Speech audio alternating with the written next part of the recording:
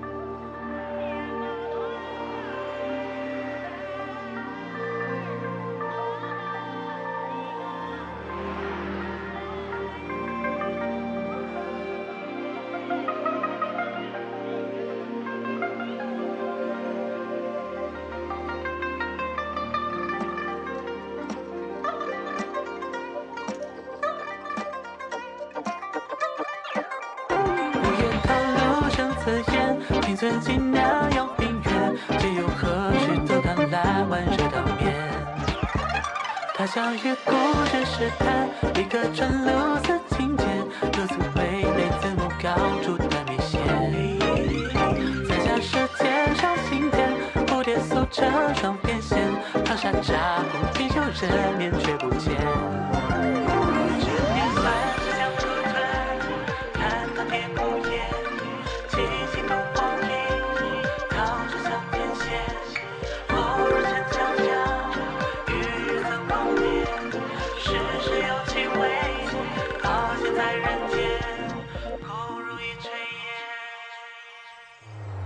朝朝暮暮过太心眼，余生会留下结，也想随时悠悠蒸腾如云烟。是非白终归一错变，哪管纷扰周旋，幻想尽在场中毛落为先。棋高楼檐宾客有变，苍天地小冒烟，就等闲不如江南漫漫天。你看那点灯飘遥远，本是清风最缠，向前家桃万花生小汤圆。一头热火气，生水分阴阳，又化为三千，沾水炖清汤。叮叮当叮当，锵锵锵锵锵，大风红万户，加盐或加糖。朝朝暮暮过太心眼，余生会留下结，也想随时悠悠蒸腾如云烟。是非白终归一错变，哪管纷扰小轩，幻想尽在掌中包罗为先。棋高楼檐宾客有变，苍天地小冒烟，就等闲不如江南漫漫天。你看那点灯飘遥远，本是清风最缠，向前家桃万花生小汤圆。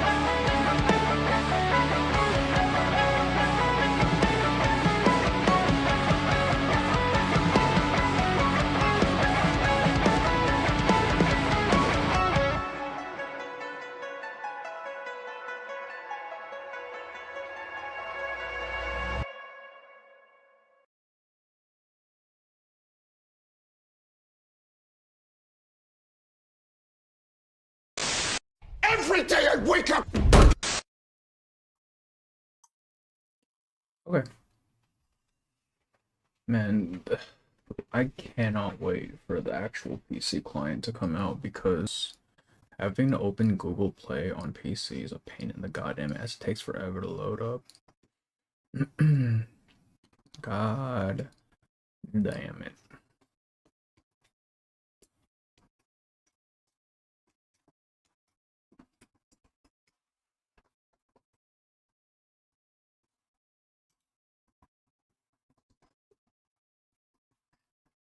Come on.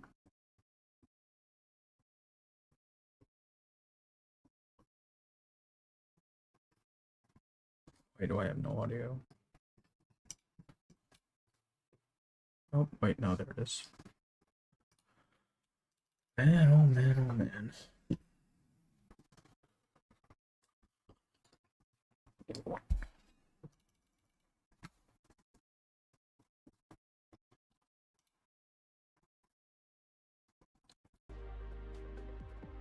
Sounds coming through. Okay, good. Everything's coming through.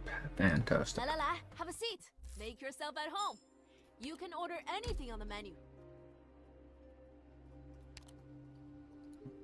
Good, I need to clear out stamina. I think if I try to play the game, it's actually gonna crash though. Let's give it a try. I'm in no rush today. Wait, fuck, how many more days is this? 1 day remaining, which is tomorrow, and then the day after, right? Alright, I can do this then. Will it let me in, or will it crash? That's the question.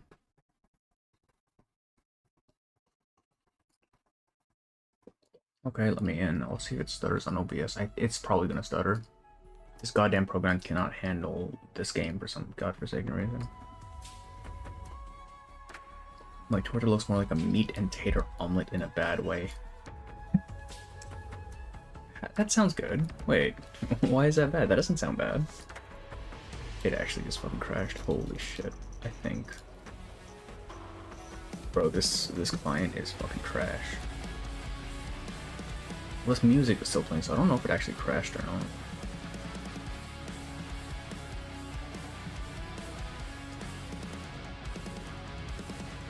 I think it actually fucking crashed. Alright, let's restart this. God damn it, man.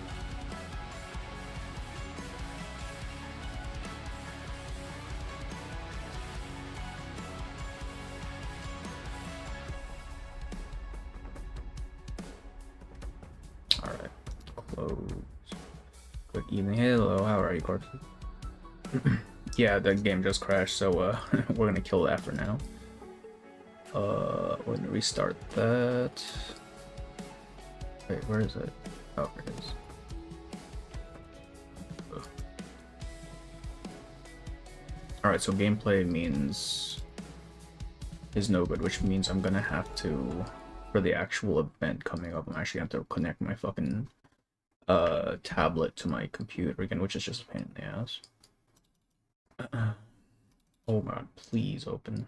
I beg. Grandpa makes a mean torta. This doesn't look anything like. Okay, but the taste though, that's what matters, right? Surely. How does it taste?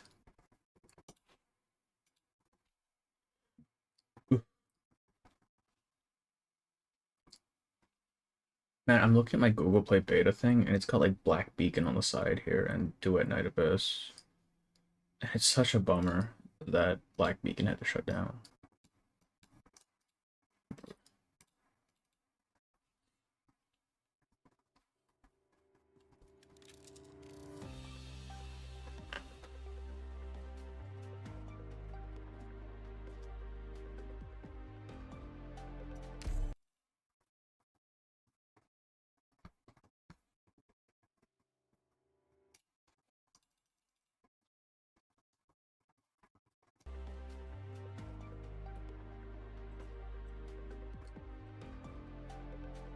La la la, have a seat.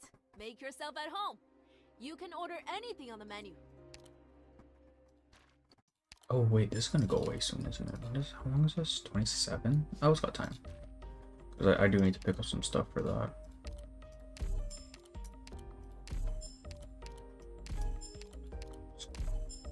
first, and then we'll get right to it.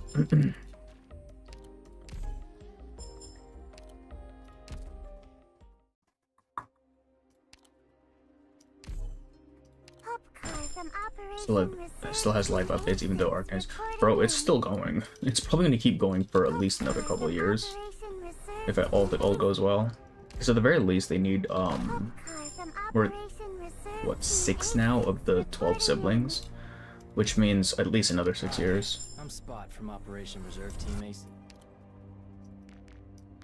But yeah, no, this is definitely still going for sure.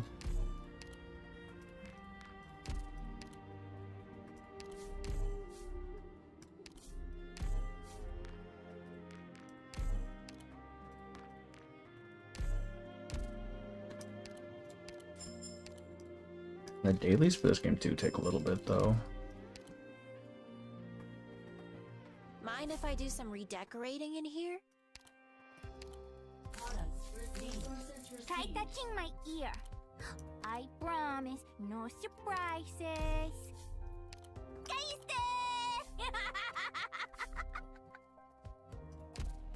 Here, no, I enjoy Arknights very much. I've been playing this since launch, so of course I enjoy this.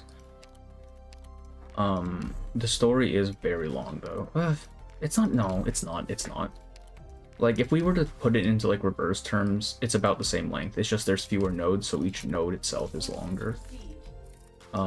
It's like half an hour per node, as opposed to reverse is, like, maybe 10-15 minutes.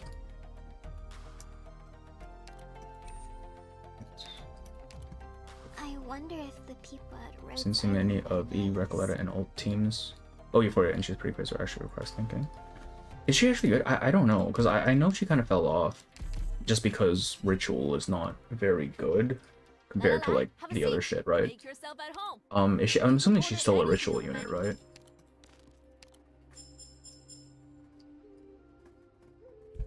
Like, does she do, like, stupid amounts of damage? I'm assuming, like, she doesn't reach, green impromptu for obvious reasons, but, like, is it competitive still? Not, I say competitive, but is, like, comparable.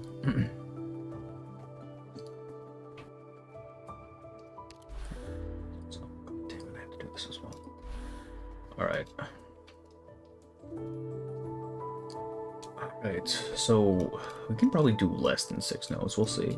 Because it seems, for the last one, it seemed, like the second half was much faster. We'll see. She allows Dynamo Team to do 13 million.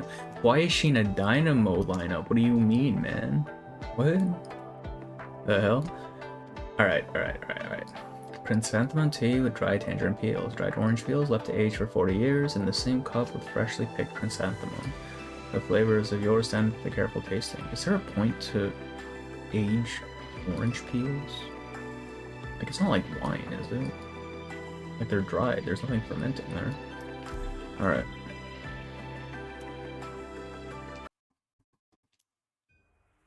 Oh, we'll just start with it. Alright. Sir, are you saying such a remarkable individual actually existed in the history of Great Yan? Yes. Cataloging books, organizing texts, promoting education.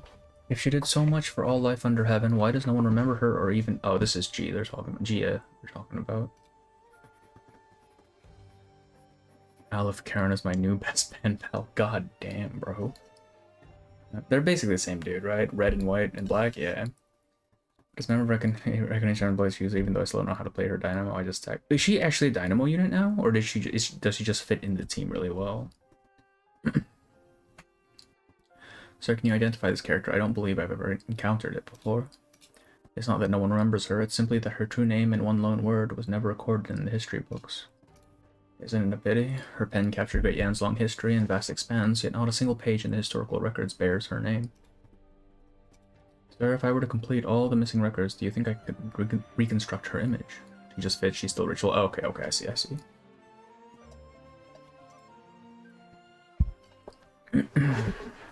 40 years ago. Are we actually gonna see Jaya die?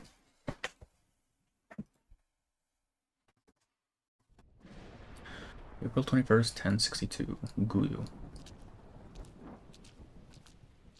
Sir, sir, it's raining so hard out there. Why not come inside, have a pot of nice warm tea, and wait out the rain? If needed, this rain won't be stopping anytime soon. I should keep moving. Some people want the rain to stop, some hope it carries on. The umbrella vendor is smiling from ear to ear, but the passers-by are downright miserable. A fascinating thought. Friend, you should take a moment to rest. I was asked to remind you the road ahead is rough and uneven. A certain someone worries you might misstep and get your shoes wet. Please just follow me, sir. Your friend is already waiting for you outside. Oh, it's Chongye. Alright. Sure. Oh, so this is before he lost his divinity. Or he gave it away, I should say. Or sealed it away. Minister, it's been a while. Takes place in the 12th century, at least in this story currently. Arknights has its own timeline. Like, there's like this whole fucking thing for it. But yeah, no, they have their own timeline. It doesn't really correspond with anything from our world at all, really. So 1062 is kind of the, I suppose you could say, modern era-ish. These days, you're the Grand Tutor. It has been some time indeed since we bid each other farewell in Yumen. I expected to meet with the sweet regulator in the Ministry of War first upon his return to the capital to deliver my report. That's why I've arranged to meet you in advance. His Imperial Majesty has passed. When? 2 weeks ago. I think if His Majesty had died of natural causes, you would not be coming to see me about it. Does this mean... The man sitting in the shadows holds out his hand. A black weight stone rests in his palm. 60 years ago, he escaped from that ancient temple and turned himself into 181 black weight stones, which scattered across the lands. Their current whereabouts are unknown. 2 weeks ago, the sweet regulator found the stone in the capital. What has he done? I do not know. The only thing I'm certain of is that he could not have entered the Forbidden City. Someone must have gone out to meet him. Investigating this person's identity would be sensitive. His machinations likely will not involve others. I shouldn't have come to you today, but when the convict caused all this turmoil before, you were the one who subdued him. Grandmaster, do you know anything of this? Not a thing. I have not seen him since the incident. I believe you, Grandmaster. Do you need anything from me? Do not linger here. Return to Yumen at once. Earth is in constant turmoil, and there is a changing of the guard in Yumen. We must not allow morale to be shaken. I will handle the sweet regulator in the Ministry of War myself. It's precisely because you're not entangled in this affair that I can entrust you with such a crucial task. Understood. I will see the sweet regulator continue to investigate the Weiqi matter in secret. During this crucial time, you should remain out of sight, Grandmaster. We did not meet here today. Regarding the True Long, how is His Highness Yanwu? At this moment, he should be Yanwu. Yanwu was the one who went to his Yanwu was the one who went to His Imperial Majesty on the night he died. Yanwu was that? Longman? Oh, and Commandant. Your Highness, 28 members of the traitor's family have been imprisoned. But after we checked the list, we found there was a single individual missing, an infant just under a month old. The Imperial Guard searched the Grand Preceptor's mansion thoroughly today, but found no traces of the baby. The newborn could not have run off by herself. Someone went through the trouble to whisk her away. Your Highness need not worry, the Imperial Guard will find her. Earlier today, the Minister of Justice requested a meeting. He seeks His Highness's advice on a series of cases. Handle them according to the laws of Yan. I'll tell him. Where is my elder brother now? According to our reports, he left the capital just half an hour ago. Some of the Imperial Guard have defected with him. The soldiers guarding the city did not dare to stop them without orders to do so. Indeed, I never ordered them to keep him in Baizhou. He was unwilling to stay and left everyone behind. How many Imperial Guardsmen went with him? 18. Even after committing such an unforgivable crime, my elder brother can still send the Grand Preceptor to die in his place. He can still command the unwavering loyalty of these 18 deathsworn. How many courtiers are still devoted to him? How many still hope that he will retake the throne? Yet it is your Highness who now sits on the throne, not him. Therefore, it falls upon your Highness to ensure Yan's eternal prosperity. All castes of Yan may afford hesitation and uncertainty, save for your Highness. It's been so long since I've left this place. Grand Commandant, tell me, has the spring rain yet ceased in Baizhao? The rain may stop whenever your highness desires. If your highness has changed your mind, you have yet time to stop them. I'm exhausted. The Imperial Kitchen has prepared some babao soup and shredded bamboo shoots, if your highness desires. Very well.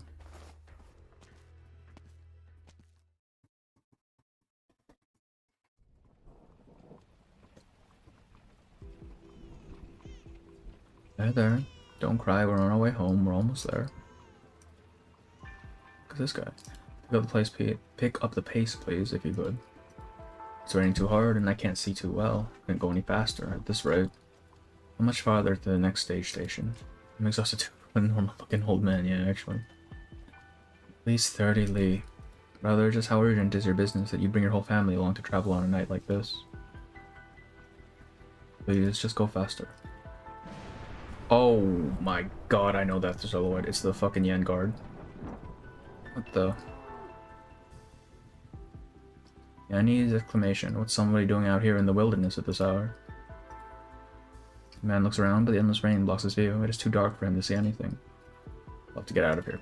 Sir, I'll give you all the money I have. Take your carriage to the next stage station. If anyone asks, do not tell them you carried passengers with the baby tonight. I beseech you, good sir. Huh? Where are you going in this weather? Follow the path through the northern woods. Is that husbando version of Fang? No, that is the guard. Just your average Lungman guard, bro. Or Yan guard, I should say. The baby. I wonder if they'll show his full sprite in this thing, because it's fucking badass. I really like it. The baby's gone.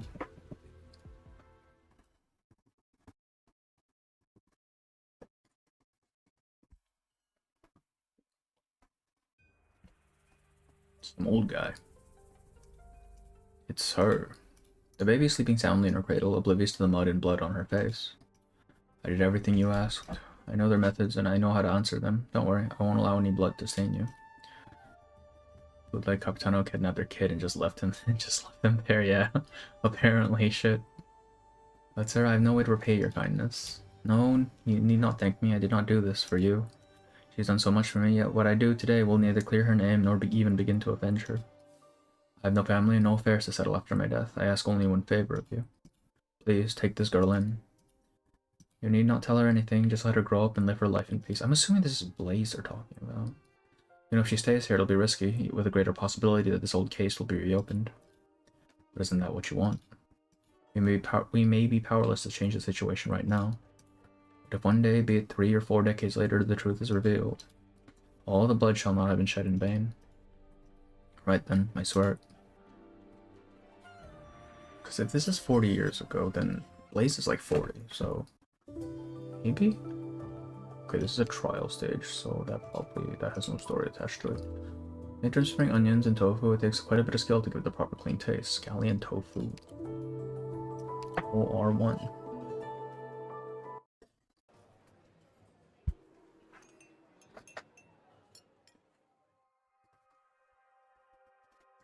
Check, please. Wait a minute, I'm busy. All you ordered was a bowl of plain noodles. It's on the house. Come on. I'll be leaving the money on the counter. Bye. Thank you. Come again. The baby is... I'm thinking the baby is Blaze. Because she does appear in this event. And I don't know who else the kid could be if it's 40 years old. 40 years ago. Eating so little for lunch at that age, what gives? Too many colors blind the eyes, too many flavors dull the tongue. One must not indulge in the desire for food. Didn't you just eat the one bowl of plain noodles? This is my 5th, brother. I'm not like you. I prefer my food light and simple. I never add any seasonings when I eat. No salt, vinegar, chili, scallions, garlic, or... Bro, what the fuck? When I'm eating, I want to taste the food itself. If the basics are even slightly less than fresh, my taste buds will detect it instantly. PC client income. I know. I need it so bad. I'm using the Google Play beta thing that's on PC, and it's dog shit. Also, welcome in you. How are you? Welcome. Judging by your Mandarin robes, you're a deputy minister with the Judicial Review Office, aren't you? Your tongue must be the greatest judge under heaven. Never had any scenes. Just say the exactly right. Like, come on now. What the hell, man? You have a way with words. When next you feel you've been wronged, come find me at the Judicial Review Office. My name is Yu Chung. I won't need to trouble your magisterial greatness with that sort of thing. I'm but a humble officer with the Ministry of Rights. I'm not often wronged. Well, come see me anyway. I'll treat you to boiled noodles. What is your name, young man? I'm called Gu Chuan.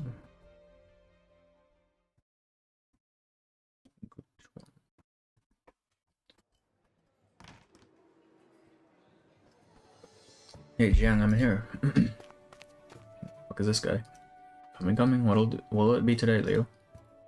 The usual. Any specials today? Well, persimmons are in season. We also got a fresh batch of chestnuts today. You can either eat them raw, nice and crispy, or cooked, sweet and tender. How about stewed beef belly with chestnuts and then some osmanthus flavored dried persimmon for breakfast? For dessert. Jesus, dessert. I can probably stop playing NT on that day. PC client drops. Damn, bro. Yeah, I need that PC client real bad. It's alright, I'll try that then. By the way, that sign we fixed for your restaurant a while back. Don't worry, I checked with our chef. This meal is on the house. You've taken care of all our complimentary work the past few years. Treating to a few meals is the least we can do. You're too kind. He's really a great cook. The greatest under heaven, I'd say. Can't find food this good anywhere else. That wooden talisman I gave him, I meant it. He was too modest to accept the gift. Come on, enough already. We're just a little old eatery. It's you who keeps us in business. You don't need to flatter us like that. By the way, where's that young chef of yours? I didn't see him sitting outside and chatting with a guest today. When are you gonna bring him up? He's been sulking since early this morning. There's this famous food critic going around lately, taking advantage of the buzz from the Feast of 100 Delicacies, you know?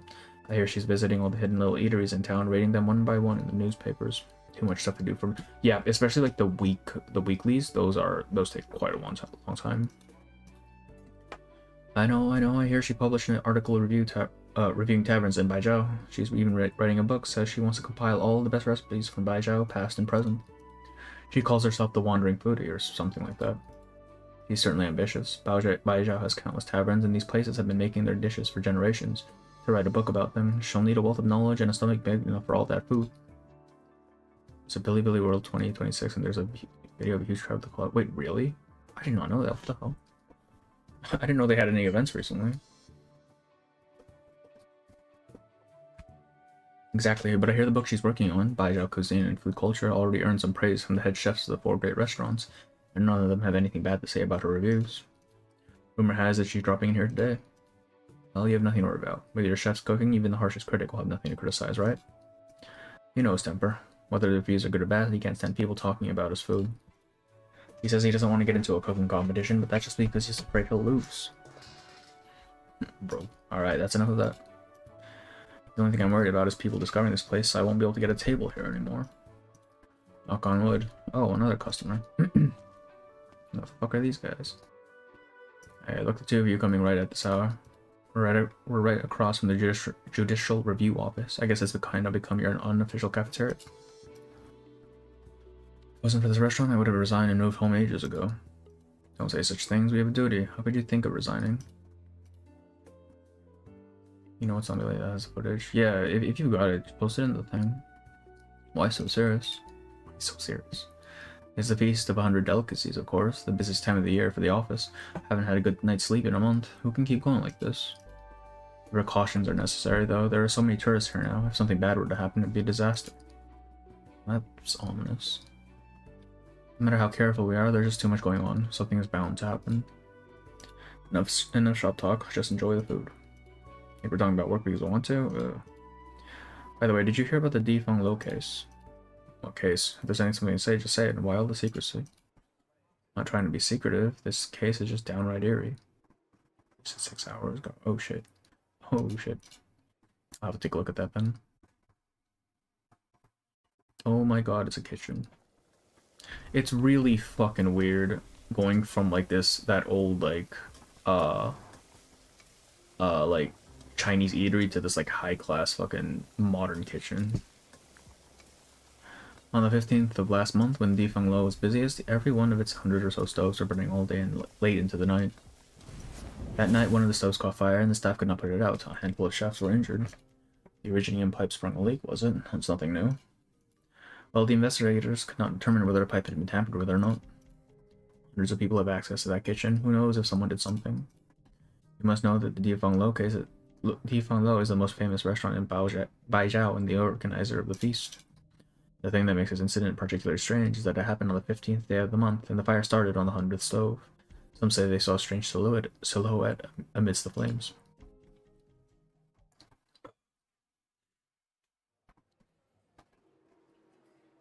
These are the facts, yes? We don't need to fabricate things here. I'm telling you the truth. Many people said they saw it. The work you do at the Judicial Review Office is pretty interesting. Listening to you talk about your cases is like reading a detective novel.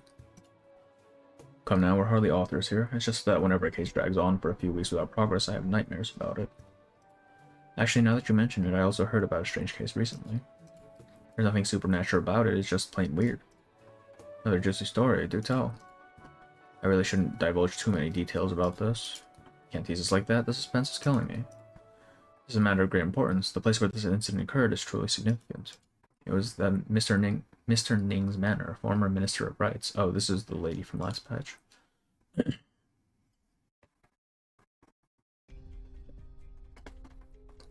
Shui. My chief has been investigating this case for a while now. I've only heard an overview. He won't tell me more.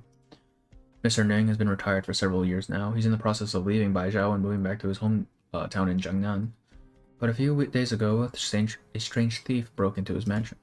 Nothing was stolen and no one was hurt, but in one of the guest rooms there was a painting of a Jian hanging on the wall, and someone used melted honey to draw a line across the Jian's mouth. Of course, the mansion was heavily guarded, but the thief seemed to know the layout very well. And that thief, whether down to incredible skill or sheer experience, left no trace behind. My chief and the others had their hands full trying to crack the case. Shan, so one of the siblings. Sealing lips with honey, isn't that from the legend of the stove god? It ensures the stove god will say more good things than bad. The thief vandalized the painting but didn't steal anything of value. They don't care for money, so did they have some other motive? What motive could they have had? Mr. Ning is an honorable mandarin. He has a decades-long record of dutiful public service. Who could have any issue with him? Regardless, he's an important court mandarin. The ransacking of his manor is no small matter, especially at a time like this. It's our greatest fear come true. Oh hey, I just thought of something. Scared me. What's the thought? Just remember that I also saw something weird a few days ago, right in this very restaurant. It was 3 days ago. I was eating when a real strange customer walked in. Looked to be on the older side, and he was still wearing a prison outfit, as if he had just been released by the Judicial Review Office. Sat down and ordered 20 bowls of white rice, nothing else. He downed them in no time. What the hell? Prisoner. That's all you're going to eat. Eating all that rice is bound to make you choke. Why don't we whip up 2 little entrees for you and a bowl of soup on the house? No. This Da Huang rice, nice and fresh, the finest on land. What other food could I pull? Okay. Alright, bro. Da Huang rice. Also, I dare you to put Nora in the main lobby when she comes out and greet her every day just to suffer. Brother, I would absolutely... Are you kidding me? I want the fridge. Are you kidding me? 100%. She's going into the lobby. I filled my belly. I have no need for any free dishes. Check, please.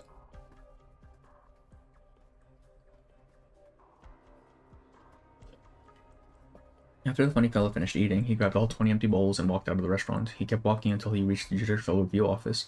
He threw the pile of bowls at the door of the office and yelled, "I'm the one who set fire in the scrollery." What the hell?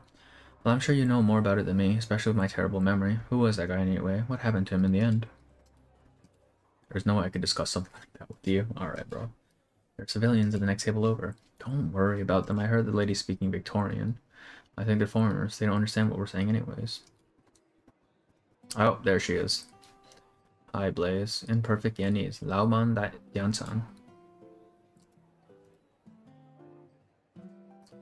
Best thing about the fridge is she stores precast cards. I haven't even looked at her kit. I don't know what she does, bro. That's kind of neat. Like she makes it so you can use them later or something, instead of having them disappear. Red silk special, mala tofu, soft yellow shells, autumn casserole, and jade surprise. And that's all she ordered. She's trying to challenge us. She seems very polite. She just looked at the menu and picked out these dishes. Didn't look like she was asking for trouble. You think she might be that food critic, the one who wrote Baijiao Cuisine and Food Culture. What kind of food critic comes in and orders nothing but tofu? Relax, chef, relax. You know how things are going. You know how things are going here, business-wise. The future of our restaurant hinges upon this very moment. You have to do your best. The dishes must be flawless. Watch what her kit did. Yeah, I did not absorb anything from that live stream in terms of kit. I cannot read, please.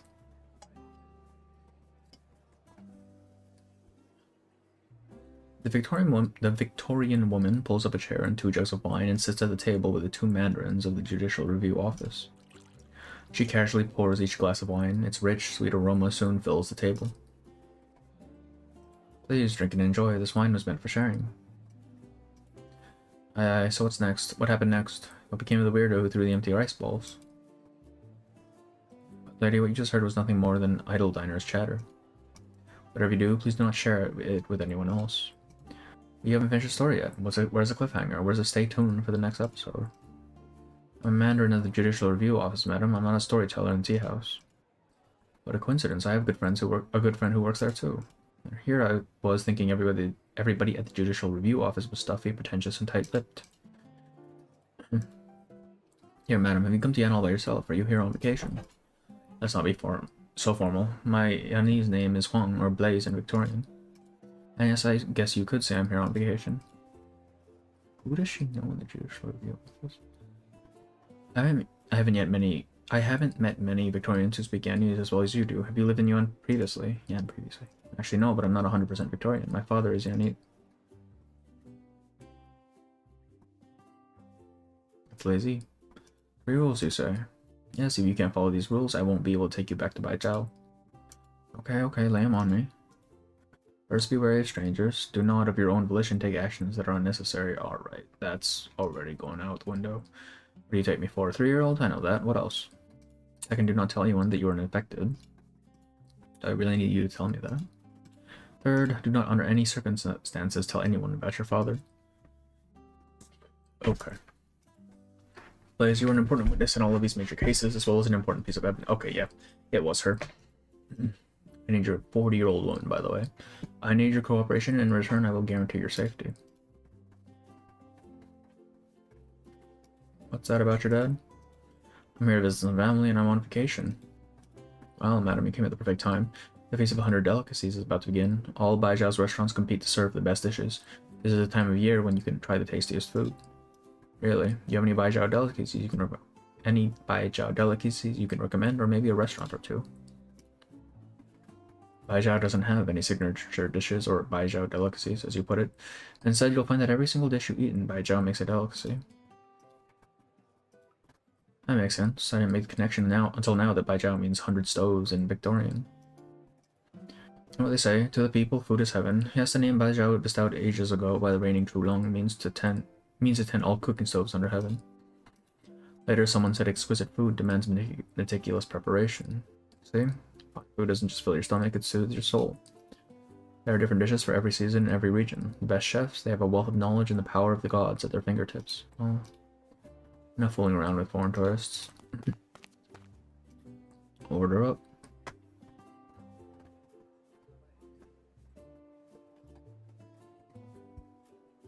Do you have a special fondness for tofu, or... These are all tofu dishes. They have different names, so I had no idea.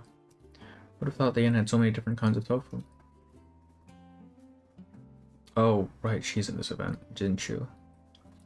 Whatever, there's more than enough tofu for everyone. We'll enjoy it all together. It's not the custom here in Yan, after all. Alright, let's dig in. What's this? I don't remember ordering a dessert.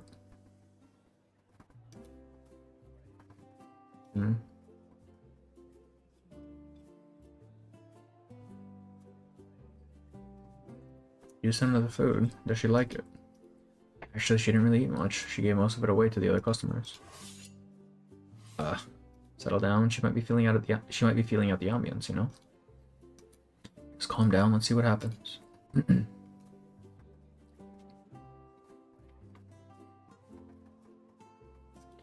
So what is this Feast of 100 Delicacies you keep talking about? You may speak fluent Chinese, madam, but there are clearly gaps in your knowledge of our culture. The Feast of 100 Delicacies happens every year in mid-autumn, when the Zhulong convenes meetings with mandarins at all levels to discuss state affairs. It's just a bunch of government meetings. Why is it called the Feast of 100 Delicacies? That is a beautiful origin story. Many years ago, the Trulong at the time held a birthday banquet, and all the mandarins presented him with gifts, including all manner of rare treasures from all across Yan. But there was one mandarin, a young assistant minister from the Ministry of Revenue, who gave the Trulong a bowl of pearl jade soup. The Trulong lifted the lid off the bowl, only to find a clump of rotten cabbage leaves and a scant few grains of brown rice floating in some water. Alright. The Trulong was enraged, demanding, "What is the meaning of this?" The assistant minister replied, "There was a flood in Jiangxi this year, so we had a terrible harvest. What you see in the bowl here is what the peasants have been eating every day." Speaking up for what's right, that's what any good mandarin should do. Still, doing it to the Trulong's face on his birthday like that takes some serious guts. Yes, the surprising thing is, the Trulong did not punish the young mandarin. He praised him and ordered that all other mandarins follow his example in advocating for the people. Yeah, no, not a chance, bro. The Trulong already cuts to the court budget and used these funds for disaster relief. He built embankments to guard against future floods, and Jiangxi was saved. Yes, and the following year, the mandarins presented the Trulong with a bowl of sumptuous fortune soup to show him that the Finneries were thriving. In summation, the annual banquet became a tradition called the Feast of 100 Delicacies, held every year during the Mid-Autumn Festival. And all restaurants in the city served dishes from the traditional 100 Delicacies menu, welcoming all the people to join in the celebration. Oh, the Annies really know food, don't they? This little shop here is a great example. It may look ordinary, but it serves top-notch eats. Just look how many different types of tofu they can make. Amazing. Then again, these cakes here, they taste different to the ones I've had before, and not in a good way. I think something's not quite right with them. Why has everyone gone silent? Oh no. There he is. There's the boy. Was it you? You're the one criticizing my food.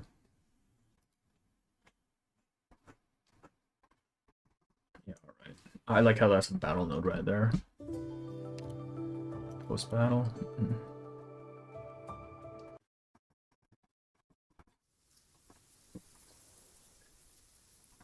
Do you want to show me? Pick up the pace little, we'll be there soon. Forward back on Shangshu. If you walk in the snow by the stream, the fragrant plum blossoms are rare. However, you can find some at the base of the mountain. I suppose the view of the fireworks against the city skyline from atop the mountain could be the only thing worth climbing all the way up here. Fireworks, who cares about those? I brought you here to see this pine tree. An evergreen. It can withstand the cold weather. No, that's not what's special about it. I planted this tree myself, right before I assumed my post in Baijiao. Back then, I had the same mindset as you. After all these years, I'm a different person now, and this tree is a different tree.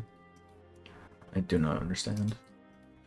That doesn't matter. All you need to do now is look at the tree, imprint it in your memory. Qingyan, you will do well in the Judicial Review Office. You will go on to be an excellent deputy minister, or maybe a minister yourself.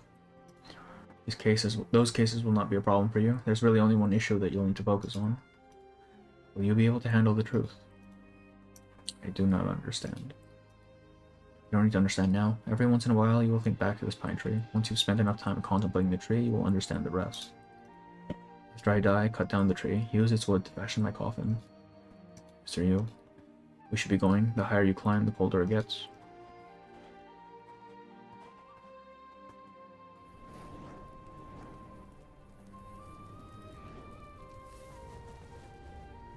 Years of wind and snow, moments fleeting like blossoms in the morning and evening light. Once more I think back to the pine tree and the mountain path buried in snow.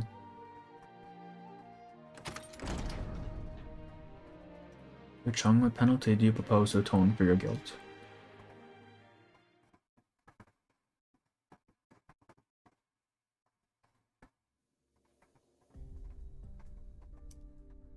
Jizhen. What time is it? Has the suspect confessed yet? Sir Jizhen, this is a serious matter. Please mind your words and behavior. Jizhen.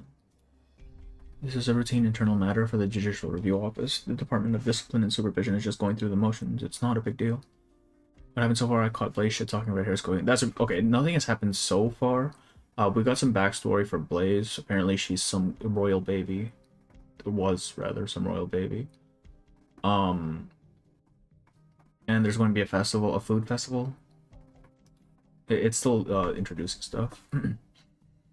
And apparently there's some port intrigue, which, you know, that always happens. However, this trial today certainly has been interesting. The minister is usually quite well-tempered. I've never seen her that angry before.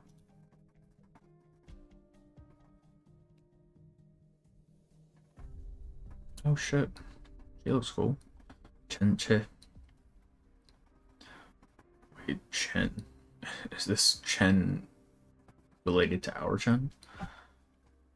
Yu Chung, you served in the Judicial Review Office once. You took an oath before the Bronze Mirror. Is Blaze the designated? No. Blaze is one of our operators who is also present in this event. The red one is the sibling. His domain is cooking. Took an oath before the Bronze Mirror. Do you really think the Judicial Review Office is the proper place for you to act like a spoiled brat? That's an unjust accusation. You asked me all you needed to ask, and I answered them. What else would you have me do? On the 15th of last month, around 1:45 a.m., someone set fire to the southern end of the Judicial Review Office scrollery. That person was me. When the fire broke out, you were in pre-trial detention. How could you have started it? You planned the fire, you had help. Name your co-conspirator. I had no co-conspirator, however, I did have help. So that's a co-conspirator then. A foul beast, alright. At night, a wounded foul beast landed by the window of my cell. I fed it a few grains of rice and some fresh water. The foul beast was quite intelligent. I saved it, and it was willing to return the favor. I gave it a burning straw and told it to fly to the scrollery. What? Lieutenant, the courtroom has no time for your games. I'm not playing games. Ask me anything and I'll answer truthfully. Very well, you say you started the fire. Elaborate on that if you will.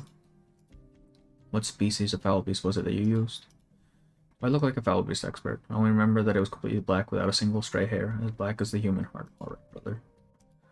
You said you gave the foul beast a burning straw. You were locked in the cell. Where did you get the straw? I picked it out of my sleeping cushion. The cushion was made of cotton. My memory is mistaken. It must have fallen in from the foul beast's nest. The guards did a full search of your cell after the fire. They did not find any foul beast nest. If criminals didn't try to cover their tracks, we wouldn't need the Judicial Review Office or the Ministry of Justice, would we? That foul beast truly understood human nature. You. Alright, as far as how I lit the straw in the first place, I struck the cell bars with these iron shackles exactly 863 times, one for each year of the Judicial Review Office's existence. That is as much detail as I can provide on the fire. Will it do? Madam Minister, do you have more questions for me? Brother is shit-talking hard. Seems that he's been reading some fanciful stories since his retirement. There's no time for jokes. Well, she had the patience to play along with him and indulge his insanity. You want to enter this line into the record? Of course. Interesting. Yu Chung was once appointed Deputy Minister for the Judicial Review Office's Howron Pavilion.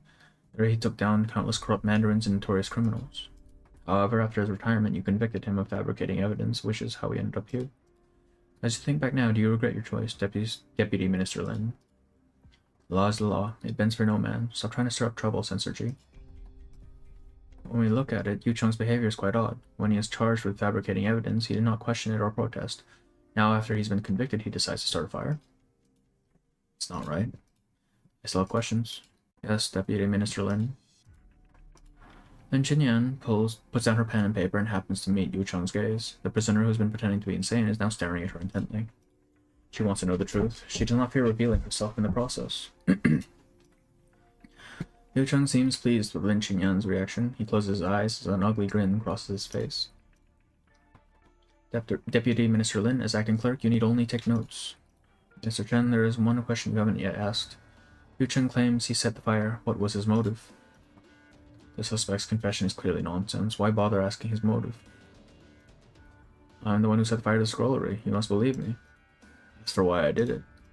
Chung, there were 74,000 case files in the southern section of the scrollery, the result of 60 years of painstaking effort and the hard work of 24 deputy ministers, and you saw fit to turn it all to ash. Okay, I feel like at that point it's kind of your fault for not digitizing all that shit earlier, man. Like, well, you have computers. Yu Chung suddenly droops his head. He remains silent for seems like ages. The minister's eyes remain fixed on him, watching his every move. As I see it, it was no great loss. Those files were filled with half-truths, whitewashed fabrications, and outright lies. Gazing upon them dirties the eyes, thinking of them taints the mind. So I thought it best to cleanse it all in flames. Cleanse. So what are you trying to say? What am I trying to say? If you're keen to know, then let's have a discussion.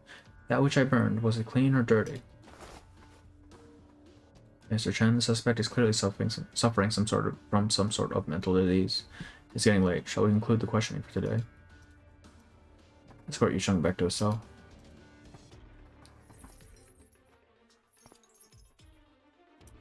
I truly regret that we subjected the Department of Discipline and Supervision to this circus here today. It's truly a vexing case, we understand. The Judicial Review Office will be sure to submit a full explanation to the Department of Discipline and Supervision.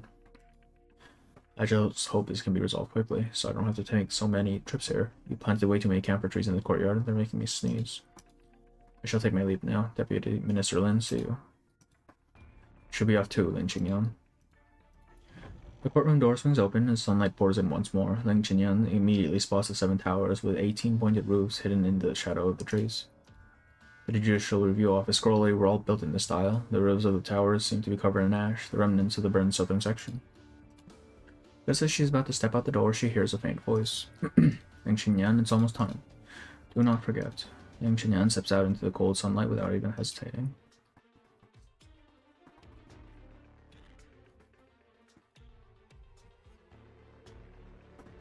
True. Answer Jia Zhen, you're still here, Jia Jin. I was waiting to chat with you for a moment. It's not convenient to talk in there. If you still want to save, investigate Yu Cheng's case, you'd better move quickly. After the Feast of 100 Delicacies is over, all prisoners detained in Baijiao will either be transferred to another prison or exiled. In any case, the cells must be emptied within 2 weeks. 2 weeks. The Imperial Decree should reach you shortly. I just spotted it early, so I'm giving you a heads up. I thought you didn't care for these things. It is within my power to avoid caring, but you cannot get it out of your head. Yu Cheng is very important to you, isn't he? He was kind of like my teacher in the Judicial Review Office. He's the one who taught me to distinguish right from wrong. When I first discovered that he had fabricated evidence to convict a corrupt Mandarin, I shrugged it off as using any means necessary to achieve justice. However, I never imagined he would set fire to the scrollery. There's absolutely no justice in that. Indeed, I can't figure him out. But it does provoke a question. They've never emptied the jails for the feast before. Why do it this year? This matter may not concern you directly, but I'm sure you've heard something about it. Human experienced a catastrophe at the beginning of the year. Then this summer we suffered the Daong incident. And what was the root cause of all of this? The Bastille Sui. This 1,000-year-old case must finally be resolved. I dare not engage in presumptuous speculation. This is as much as I can say for now. Doche. Censor Jason, why did you terminate the ongoing interrogation? As the saying goes, words may deceive, so trust your eyes. I wager you haven't seen the burned scrollery yet. No, I have not. Perhaps you better go see for yourself. I'll take my leave.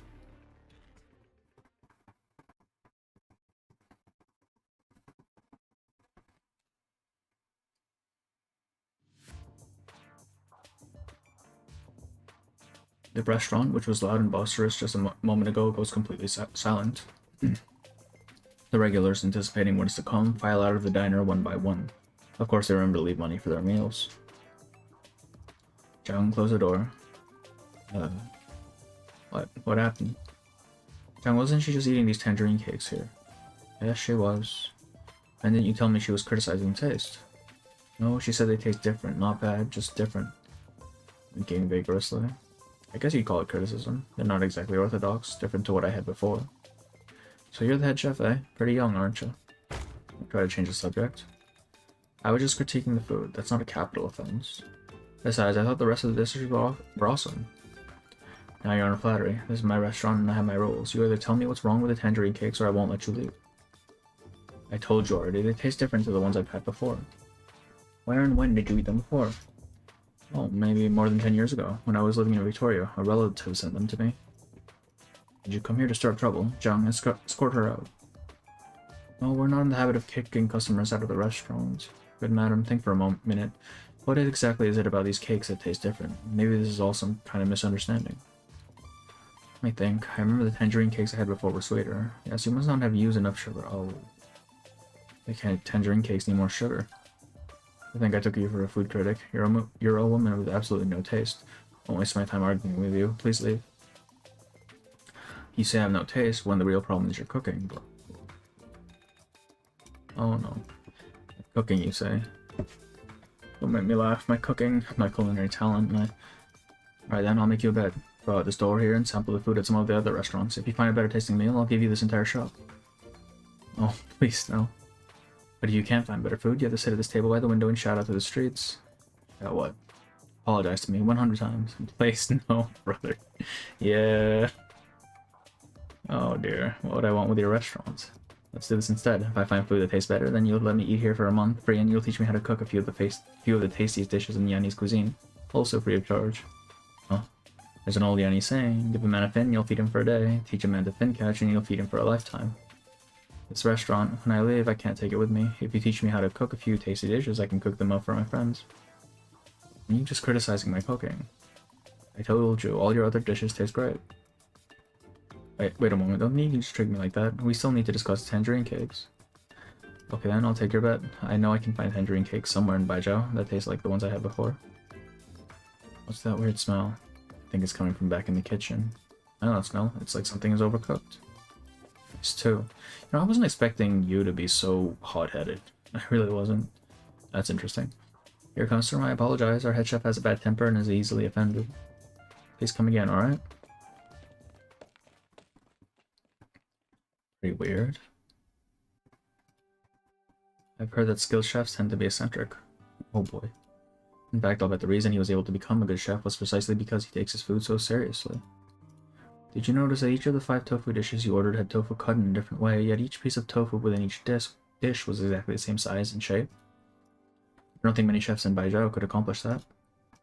You overheard our argument. Sorry, I wasn't eavesdropping, you were just within earshot.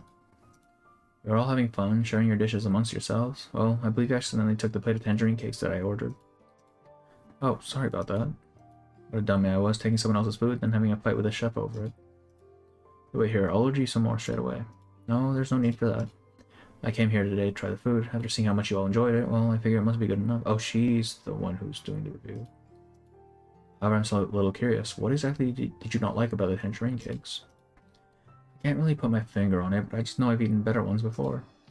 Are you sure the dish you ate before was indeed tangerine cakes? Of course, my relatives live in Baijiao and would ship me these cakes. There's no way I'd be wrong, I'm sure.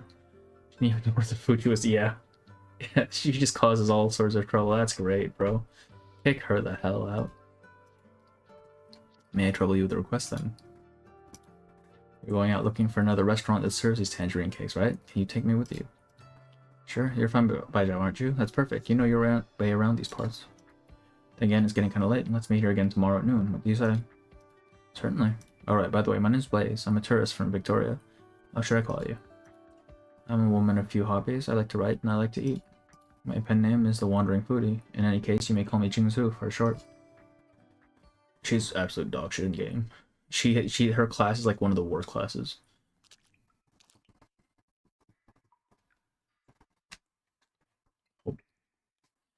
Surprised we didn't get the blue one playable. Such a trove of knowledge, those wonderful archives. Ashes to ashes, dust to dust. The dark space still has a lingering acrid smell. On the collapsed beams of ironwood, murky raindrops tremble, ready to fall. The iron chest that once held so many records and books have been warped and twisted by the flames. The paper and ink within have smoldered into ash, leaving only faint traces of words. Don't linger too long. Rain showers after a fire send smoke up into the air. What have we learned so far? We've determined this to be arson. The absurd part, the fire's time and location match Yu Chung's confession perfectly. The scrollery was heavily guarded, yet on the night of the fire, the guards didn't notice anything. Not only was the perpetrator highly skilled in Kung Fu, but they also had intimate knowledge of the Judicial Review Office's layout. They must have been working with Yu Chung for quite some time. You're saying you think this was an inside job? We cannot be certain. How bad was the damage? All records that were burned were from old cases, which has little effect on our current work. However, if these cases were ever to be reviewed in the future, there would be no evidence to go on. Okay, I'm thinking he burned it to cover up the Blaze's shit then, huh? Nearly all of these cases were Yu Chung's responsibility. He just burned his own work. You really believe Yu Chung was the one who burned the scrollery? Absolutely not. No matter what nonsense he spouts, he was imprisoned when the fire broke out. There's no way he could have done it himself.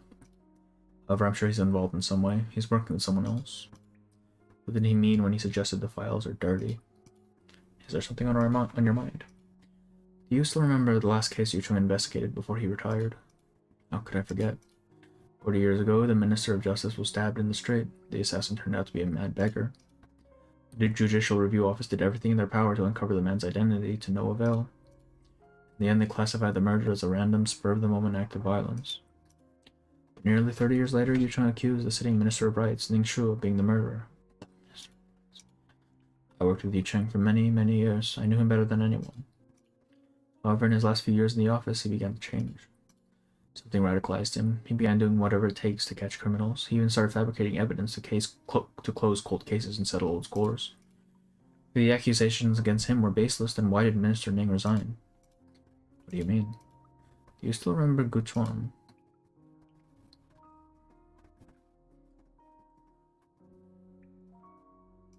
It all began when Gu Chuan, serving as the envoy of ceremonial rites, died en route to Victoria. Oh, that's her dad. Yu Cheng believed that Minister Ning murdered the Minister of Justice and then killed the important witnesses in the case 30 years later. That's the absurdity. The envoy had only just taken office. How could he have been connected to a case from 30 years prior? Moreover, the envoy's manner, place, and time of death were all clearly established. He drowned near the Victorian border.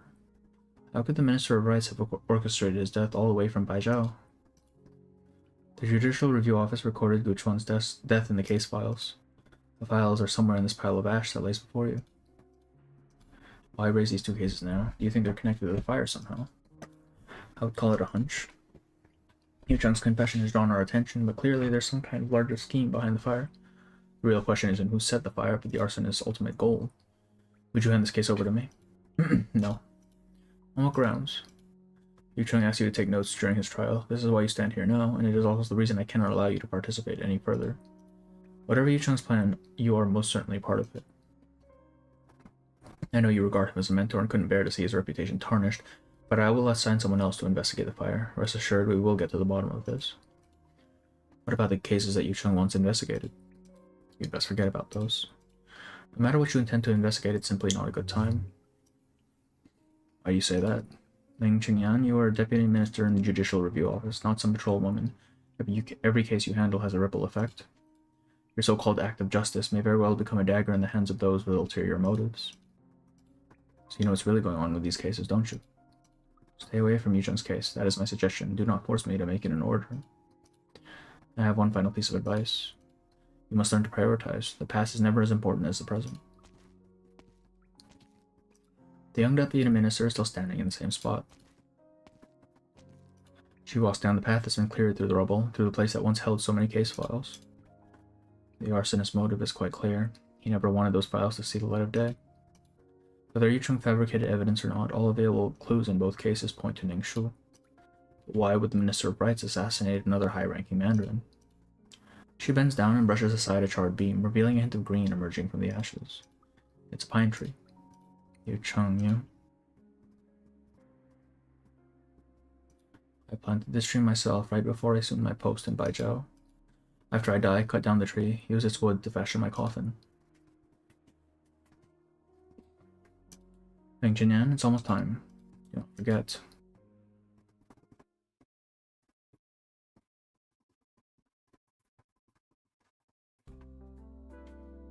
This month's water bill is 2,000 and electricity is 2,500, while ingredients cost. Go to your accounting out somewhere else, please. I can't stand you buzzing in my ear. According to my calculations, if you can come up with another 3,000, we'll be able to keep the doors open past this month. And where am I going to dig out that coin? I wish you to do it, like the 2 months of meals owed by Wang the carpenter, or you can visit shopkeeper Liu across the street and ask him for the balance he owes for last month's funeral banquet. Collect enough of those outstanding debts and we'll have what we need to make it through the month. Brother is not a businessman, holy shit, he's just letting these debts go. What happened with the Redcoats got hit with the triple edge? Oh, so with the Redcoats, basically, they've sort of figured that whoever burned the case files is trying to cover up some old crimes. Which we kind of could have guessed from the thing. I'm assuming it's tied to the assassination of Blaze's parents and the Emperor as well from 40 years ago.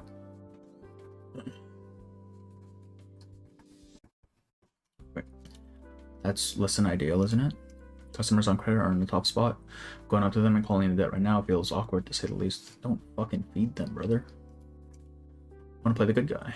Every time the rent collector comes calling, do you ask me to deal with him? You're big boned. Big boned, yeah, that's the word. Even if the rent collector is angry, he won't take you in a fight. Maybe there's another way. Ding Feng Lo is coming here again today to hand out the invitations to the competition. They're hiring chefs in preparation for the Feast of 100 Delicacies. If you can manage to win the competition, the prize money alone will be enough to pay our rent through the end of the year. No way, no how.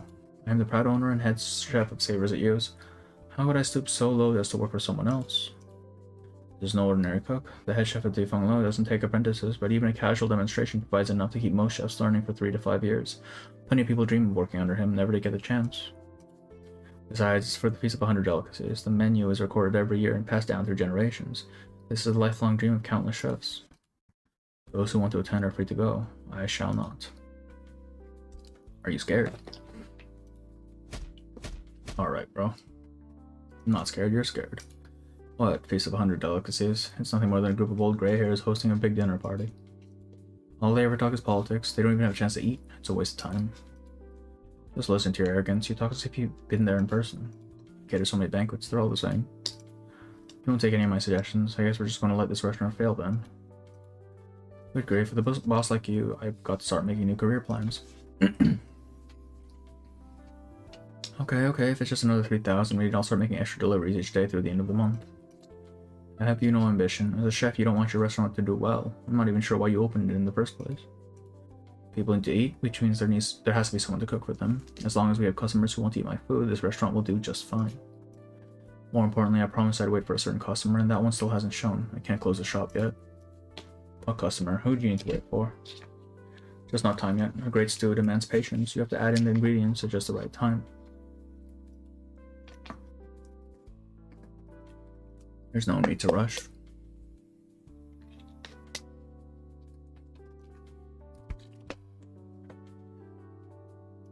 What's with this thing? I can't get any channels. I want to watch the news. Oh my god. Hey, you're back. Indeed. What have you learned? I brought some food for you. I found a new restaurant today. The kitchen stinks to high heaven, but the cooking is pretty solid. Alright, there's one other thing. Today I found these snacks that my dad once sent me a long time ago. Who gave you permission to leave your room as you please, bro? What? Seriously, I've been living off takeout for 3 days straight. I just wanted to go out and grab a bite to eat. Is that not allowed? How many times have I told you? Your identity and status are extremely important. Your current situation is dreadfully tenuous. Are you taking this seriously or not? Ling Chenyan, are you off your rocker? We already established the 3 rules. No one said I was confined to my room. I had a good life back at Rose Island. Then you showed up and told me my father's death was suspicious without giving any details. I came all the way here to Baijiao, the place where my dad used to live, and you still haven't told me anything. You've made me stay in this room day after day, and now you have the gall to yell at me. That is... Forgive me, I should not have scolded you. The current situation is not as I had anticipated. What situation? Is there anything I can do to help? I don't know. A lot of unexpected things happened in Baijiao before we arrived. If you would aid me, then simply do what you can to avoid danger, understood? As for your father, I just happened to be handed that case a few years ago. The case was originally being handled by my predecessor, someone I trusted deeply. Your father seemed to have been spending a lot of time pursuing a certain truth in the last few years of his life. His death was suspicious. Every clue we found hints that there were larger forces at work there. How large, we don't know for certain, nor can we even hope to guess. But your mere existence is the most important piece of evidence we have. As I vow to you, I will find the truth, and once I do, I will tell you everything. However, until I do, I simply need you to trust me. I need you to cooperate with me. By the way, what were you saying about your father just now? I said I found these snacks that he used to send me a long time ago. And? They don't taste the same as they used to. Maybe it's just because I'm remembering wrong. The Annies have a saying for this, right? The situation remains the same, yet the people have changed. No, that's not right. The situation has also changed. Well, then a more apt saying would be, times change, and with them change all things. Too much time has passed. It'll be very hard for us to find any clues left from back then. But these are, in fact, one of the few things I found in Baijiao that relates to my father. When I lived with my mother in Victoria, my dad would send them to me from time to time. I figured that by the time I got my disease under control and figured out what I really believed in, my dad would be back in Victoria waiting for me to come home. Naive. Everyone longs for that sort of happy ending. And yet, by the time I found a place that could treat my oropathy and finish some of the things I had to do with Bunny's crew, my dad was gone. Oh, she left Rhodes for good? Before you came and found me, I always thought my dad's death was an accident. I was sad, but there was nothing I could do about it. If you're telling me my father was murdered, then that's an entirely different story. I need to learn the truth. I owe that to my father and myself. In all truth, I know very little about what happened to your father. Many of the old archives have been lost, and very little information can be extracted from what remains. Just from looking at the case files he left behind, we can see that your father worked as a ceremonial officer in the Ministry of Rights for over 10 years, but never got promoted. It seems he was not so well suited to serve in public office. However, to stay in a position like that for over a decade, he must have been a good person. Good people. Good people also die. She walks over to the window, closes her eyes, and rubs her temples. The faraway city lights are shimmering in the twilight. The years of wandering are long over. People today are moving from one stage of life to the next as the city guides them and runs right behind them. Many boundaries are blurred. Many high walls become thoroughfares. Many hurried footsteps pass over the paving stones. Not everyone is qualified to etch their names into the annals of history.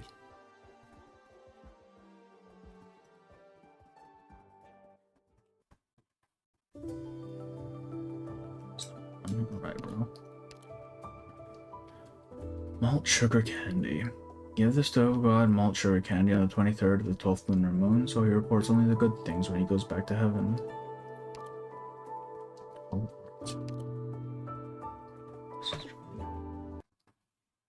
You know. It's high autumn. The courtyard is silent. Its long, thick walls prevent outside noise from coming in. It's empty save for an old person entry leaning against the wall in the shade, with its old crown extending over the top of the wall. No one knows what this old tree has witnessed over the years. We do know that since its planting has turned red and green and red again as the seasons have flown by. Each year, bright red, fresh persimmons grow from its branches, and each year these beautiful fruits wipe away old memories of previous harvests. The old man sits under the tree, sleeping in the shade. Tree, seat tree. Grandfather. Grandfather? Oh, what? Oh, it's this fucking guy. Tree, you're back.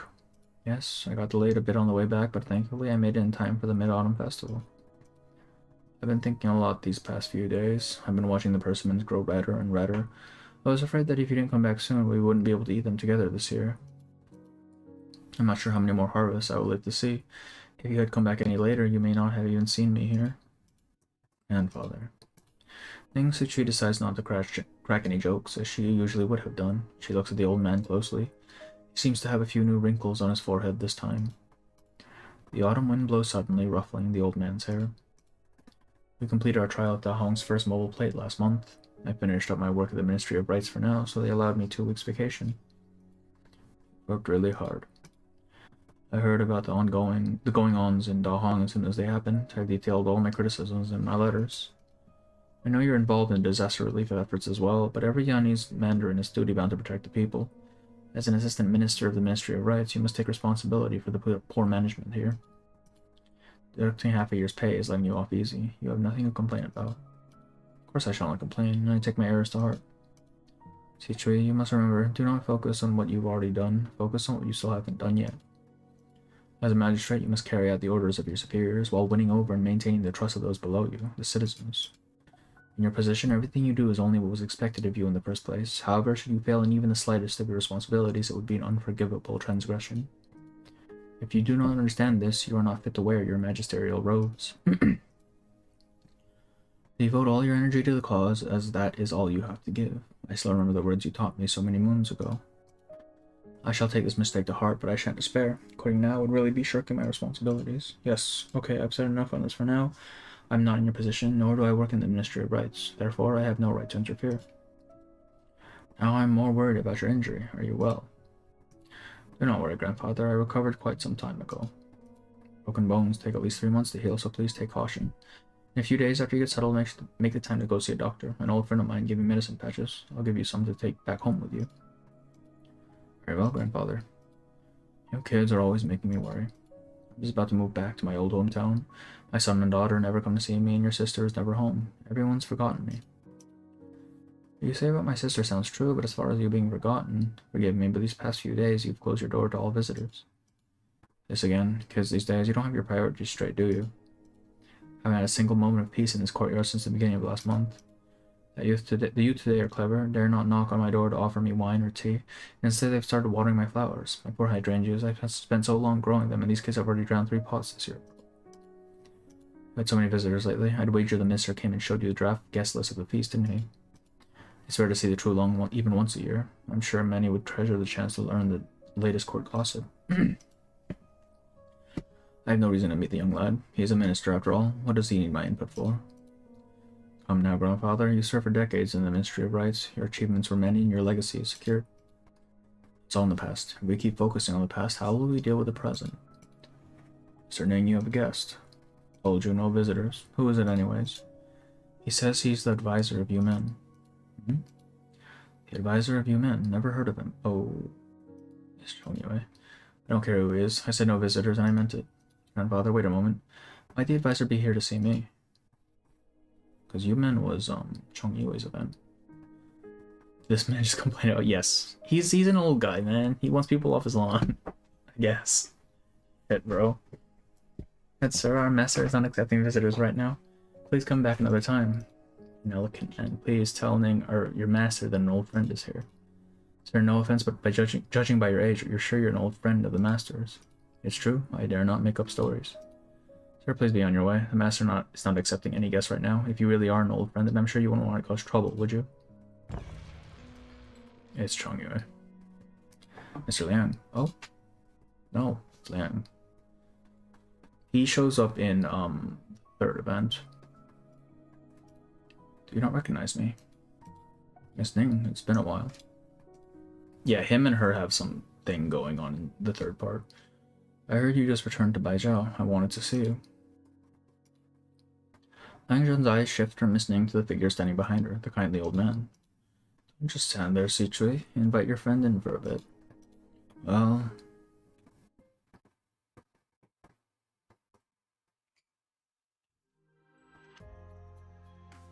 What's the matter? Why isn't anyone eating? I feel like the third wheel here and an old one at that. Maybe I'll just step away for a moment and the two of you can enjoy your meal. No, you've got it all wrong. It's just us young kids who are intruding on your magisterial greatness. Grandfather, don't scare him like that. I'm only kidding, Lang Zhen, I assure you. When Si Chui was still in Shangshu, she used to write me letters talking about a magistrate there who was both supremely talented and dedicated to his people. Today, I finally got to meet him. When did I... It's my birthday in 3 days. I wasn't planning to go through the trouble of organizing a grand party or anything. So today, eating dinner and chatting with you two youths is how I will celebrate my birthday. Rickety old Nopelia. Bro is on his last legs. Let us wish many more years of health and life to your greatness. Alright. Here, grandfather. Many happy returns. Alright, enough of that. Let's eat. Lang Zhen, I assume you were a magistrate from Shangshu. Why have I now heard you are the advisor of Yumen? Why have you traveled from Yumen all the way to Baijiao? Yumen's journey was a long one, and the people once living in Yumen have been resettled in batches in different nomadic cities along the route as planned. The last group settled down in Baijiao a few days ago. Wasn't Yumen patrolling the northwestern corridor? How did you end up all the way over here in Baijiao? Dear grandfather, have you forgotten? Yumen changed its route at the beginning of this year. The new route it was traveling on took it right to Baijiao. As for why Yumen traveled to Baijiao, surely you remember that? Ah yes, because of that same old problem again. All those years of fighting and still no resolution. It's been so long since I retired, and sometimes I still hear those voices in my nightmares. It gives me a headache. It's a problem that existed for several millennia now. Sometimes issues resolve with the passage of time, other times they get worse. Now I think we need to find a way to solve it. Grandfather, do you have any ideas? Of course not. If I were to try and intervene, people would accuse me of being a dictator. Not necessarily. The minister's been coming to see you every few days or so. He never mentioned this to you. Miss Ning, there are some things which your grandfather must keep private, you know. My granddaughter sure is correct, that's for sure. Correct. No matter I am an ordinary citizen now. I am free to speak as I please without fear of divulging secrets, because I do not know any secrets. As for this matter, however, I must defer to the advice of the young. Well, Liang Zhen, what's your solution? I dare not propose any grand solution. However, there is one thing I do know. The best strategy is to disrupt your enemy's strategy. From the court's perspective, war has no upsides, only downsides. From the people's perspective, war means death and destruction. The best strategy is to disrupt your enemy's strategy. That makes sense. But if we always followed this reasoning, the true Lung would not have started the Great Hunt 1,000 years ago, and Yan would never have experienced a millennium of prosperity. Times change and circumstances change. It's hard to compare things across different historical eras. That war 1,000 years ago was called the Great Hunt, but it wasn't really a hunt. It was the Yannis people wresting their future from the hands of the gods. Retreating even just a little bit would have resulted in their extinction. However, things are different now. We are operating from a place of strength. We can and must avoid war at all costs. We cannot allow our soldiers and civilians to suffer any further. Very well said, young man. You are far more skilled than I ever was, that's for sure. Goodness no. Forgive me for being so bold, your magisterial greatness. You say war should be avoided, and I agree. Well then, surely you have an alternate strategy, right? A way to get the situation under control? Mr. Ning, another visitor has arrived, bro. What's this now? She says she is a deputy minister from the Judicial Review Office with urgent business to discuss with you. She insists on coming in. The Judicial Review Office? I suppose I will have to let her in. My sincerest apologies, but I must excuse myself for a moment. Citrate, please continue chatting with our guest here. Citrate. Deputy Minister. You don't think it's Lin Qingyan, do you? I do. You know her too. Anyone who deals with Tianshi bureaus has at least heard of her.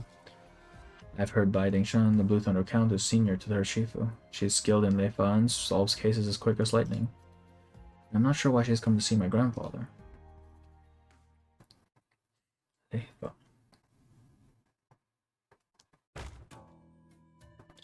Waited until I was asleep and then locked me in this room. Why?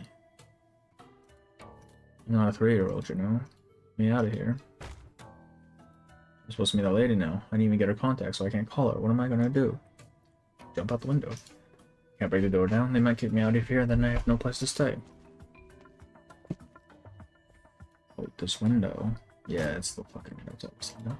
I'm on the 18th floor. Oh, that's not that high. Alright, I'll jump. Or other. Alright, man. Alright, man.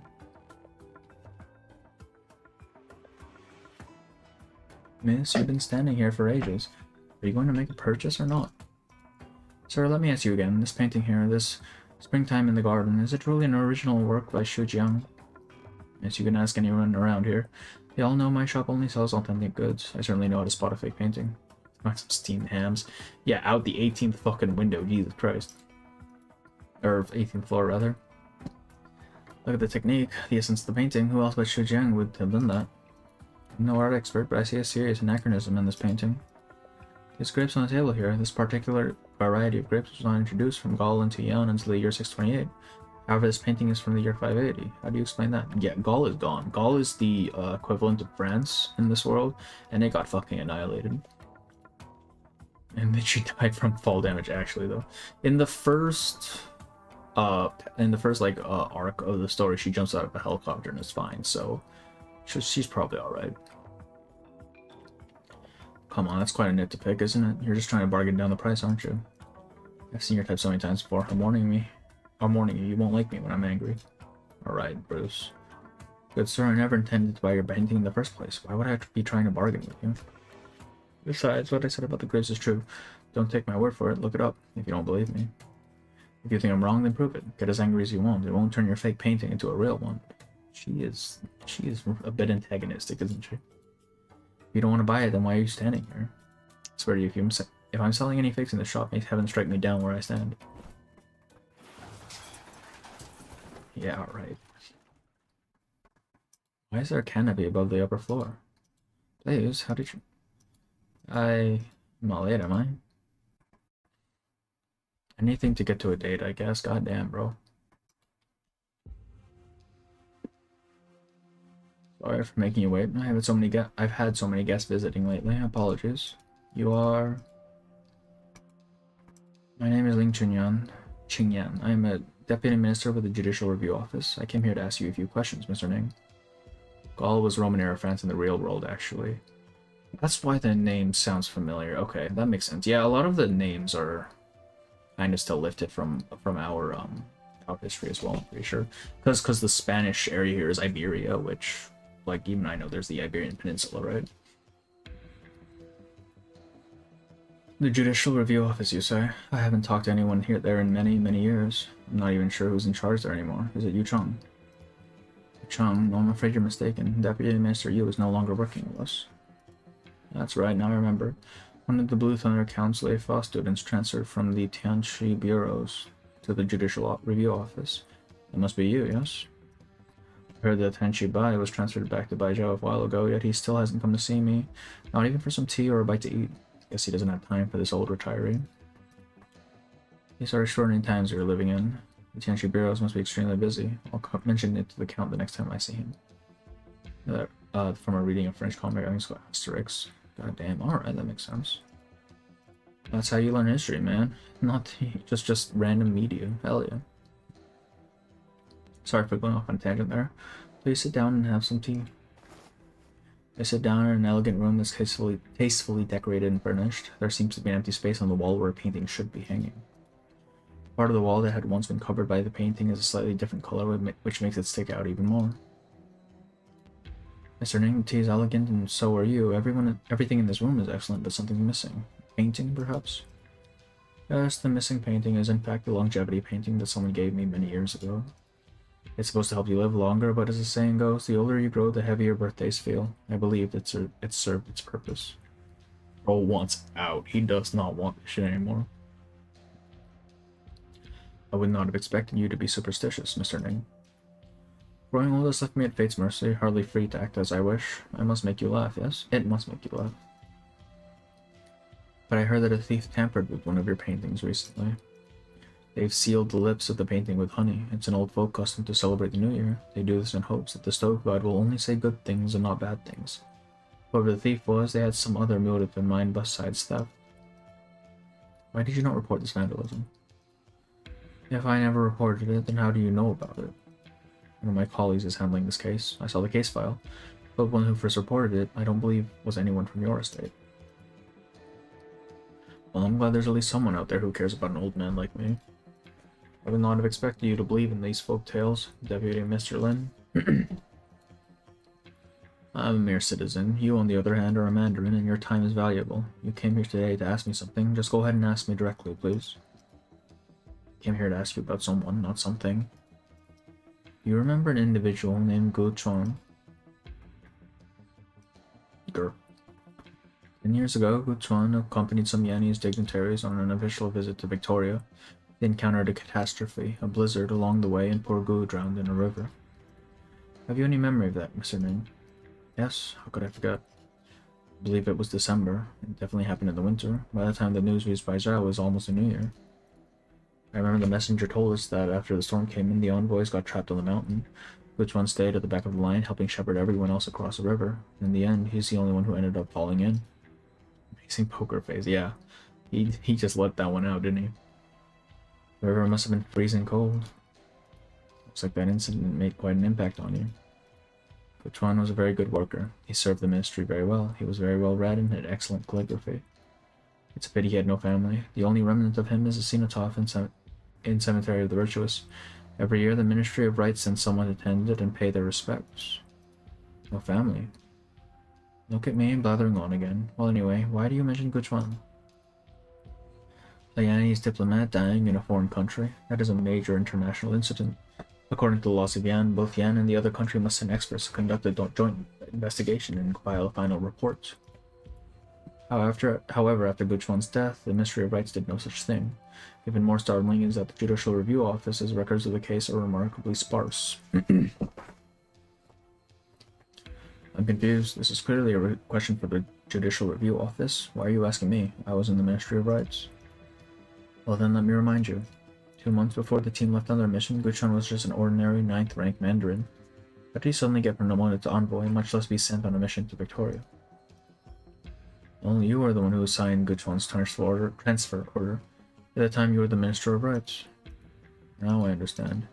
You're saying that I deliberately arranged for Gu Chuan to go on a diplomatic mission to Victoria and then disposed of him. No, that's not what I'm saying.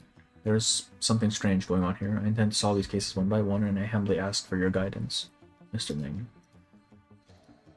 Since you're so curious about all this, why not ask me a few more pointed questions? You think it's odd that I, as a former Minister of Rights, would trouble myself over a mere 9th rank ceremonial officer? Are you implying perhaps that he discovered some unspeakable secret about me? So you're just here to ask me about a 10-year-old case? No matter, ask whatever you wish. Just remember, if you keep asking the same questions, you will keep getting the same answers. What kind of answers do you want? Truthful ones. I already have one foot in the grave. What reason do I have to deceive you? And again, if you suspect me of committing so many crimes, then surely you don't view my testimony as credible. I just want you to tell me why Guchuan was suddenly transferred. Once you tell me that, we'll be able to figure out the rest of it. Okay. You came all this way to see me, so I think I should tell you what you want to know. Guchuan was indeed transferred for a reason, because he specifically requested it. Wanted the transfer. Yes, he said he was ill and he said that he was ill and was afraid he didn't have much time left, so he wanted to return to his hometown in Victoria to live out the rest of his days. So I agreed to let him join the delegation to Victoria. What illness did he have? It's fucking neuropathy, bro. I'm not clear on the details either. I only vaguely remember that Guchuan did seem to be in poor spirits around that time. But as such a low-level Mandarin, Guchuan would not have many opportunities to even meet you. How did he make such a request? To be honest, it's a bit embarrassing, but there was a hint of selfishness on my part as well. Guchuan had magnificent penmanship, so I sometimes had him write letters for me. I also asked him to serve as my children's calligraphy tutor. He had done so much for me, I felt I owed him a favor. Besides, I did not feel his request stemmed from greed. That's all there is to say about Guchuan's transfer. Do you have any other questions for me? Since I've heard it directly from you, I'll take what you're saying at face value. However, I disagree with one thing you said. What? Anyone who wants to know the truth, be they a Mandarin or an ordinary citizen, does not need a special reason for doing so. Please know, Mr. Ning, that I am indeed only after the truth. I have no other motives. Now I shall take my leave, sir. Good day, madam. He handled that well, right? Surely. Say, where's Langjun? It's rather late, grandfather. I saw the young men out many hours ago. Oh, how long were they talking? My word, you invited him in to have dinner, and then you had him wait there forever. What a way to treat a guest. I swear on my manners. Tell him I apologize, and please let him know that he's welcome to come back any time. Next time I'll be a proper host. I owe him that much. Aang is a reasonable man. I'm sure he'll understand. By the way, his name is Liang Shun, right? Which Shun is that? Do you write it? How do you write it? Is that Shun with 3 dots on the left? Oh, the one in Jun Mei Chi Yi. A spray of spring gifted to you. Such a beautiful name. I'm rather fond of it. I've heard that people with the 3 dots in their name characters are as clever and swift as water. Funny, the others all say he's as dull as a board. The old man walks to the table, picks up a pen, and adds another name to the invite list. Maybe he is rather dull, damn bro.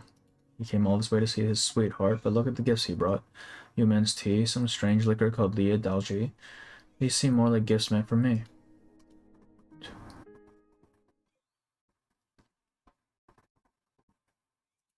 Ling Chenyan, wait. Who's there? Ling Chenyan gets a strange feeling she's rarely felt before. A woman with a sword advances to within a zhang of Ling Chenyan and she doesn't even notice her. Until she is standing right in front of her. Who the fuck are you? Your uniform. You're an Imperial Guard. Yeah, the females have... Imperial Guards have a different fit. Oh, that's a cool fucking design. Why don't we get that as playable? Holy shit. She looks really cool. Yeah, why isn't she playable? Fucking hell. God damn, man. Blaze, what do you think of this one? Not bad. What I mean is, do these tangerine cakes taste like the ones you remember? Not exactly. They're still not as sweet as the ones I had before. They don't have quite the same mouthfeel. That's strange. This place uses traditional cooking methods. Their snacks are definitely authentic. They haven't changed the recipes in 100 years. 100 years? So tangerine cake's been around for that long. No, tangerine cakes are not quite that old, but many famous Baijiao snacks do have quite a long history. The tangerine cake you were looking for were merely invented by a scholar who came to Baijiao to study in its early years. The scholar's hometown was famous for its tangerines. After he moved to Baijiao, he missed those tangerines. It was too far to go home and get them, so he improvised. He smashed up some old, dry tangerine peels and made them into dough, added some sugar, shortening, and spices, and baked them. It was a cheap, easy way to get his tangerine fix. He gave the recipe to his landlord in lieu of paying rent. He even wrote a small poem about them. These tangerine cakes are burned fresh just like the orange grows back home. This shit doesn't even rhyme. Tangerine cakes blaze as a kid relates with narcotics. I'm thinking they were her father's recipe specifically, is my guess. which is why she's probably not gonna be able to find anything that matches. After the scholar passed the imperial examination and assumed office, the tangerine cakes became very famous. People began to view them as a symbol of homesickness. Interesting. Symbolic food. First time I've ever heard of something like that. Yan is a vast land with many different climate zones, each with their own cash crops and produce. That's why there are many different types of Yanese cuisine. You can trace all of Yan's history through its food. For example, Yan's 4 major cuisines match up with his 4 great restaurants, which predate Baijiao's transformation into a nomadic city. Cities develop, but flavors remain. It'd be odd to find any snack without its own bit of history behind it. One of my colleagues told me there are many different kinds of Tianxi in Yan. You know so much about food, you must be some kind of tasty food Tianxi, right? The script tangerine cakes and not regular. Yeah, she wants the processed shit, bro. Why is there so much sugar in them? Because they came in a goddamn packing. That's why. If there really was such an individual, someone who could use arts to transform stones into vegetables, that might be worth studying, eh? Alas, I am just an amateur foodie. I like to take notes on the food I eat and its history. Over the years, I've compiled several notebooks full of such information. Put it another way, Blaze, if there really were a better recipe for tangerine cakes out there, surely someone here would know about it. But I'm telling you, the ones I had when I was younger, they were sweeter and just better. That really is rather odd. Traditional tangerine cakes emphasize the fresh essence of the tangerine, not the taste of their pulp. Very little sugar is used because tangerine cakes are supposed to be a light snack. You're telling me you've eaten much sweeter tangerine cakes, and I'm telling you that I've never heard of such a thing. Maybe you can ask one of the chefs around here to try cooking up a batch with extra sugar so you can compare. But even if you do that, it doesn't prove the sweeter variety of tangerine cakes ever actually existed before. What I want to know is, how did the taste of these tangerine cakes change during their journey from Baijiao to Victoria? I'm sure there's a story there somewhere. It seems you're just as much of a foodie as I am. I was afraid you get tired of traipsing off to all these restaurants. You're the guide, you lead, I follow. Right then, let's keep looking. My word, look at the time, we should have lunch first. Lunch? Yes, it's lunchtime, shouldn't we have some lunch? I just finished eating snacks from 5 different restaurants. Snacks are snacks, but lunch is lunch. You must have a proper lunch, you know. I don't think my tummy has any more room for lunch. I know one restaurant that I guarantee won't make your tummy ache. But you give it a try. You're the foodie here, so I and my stomach trust you.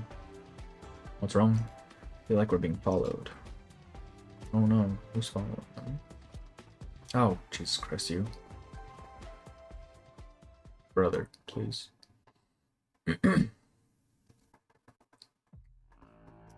You are an Imperial Guard. Imperial. No. Without Darksteel armor, I'm not a proper member of the Imperial Guards. Officially, I'm a captain serving with the Yulin Guards.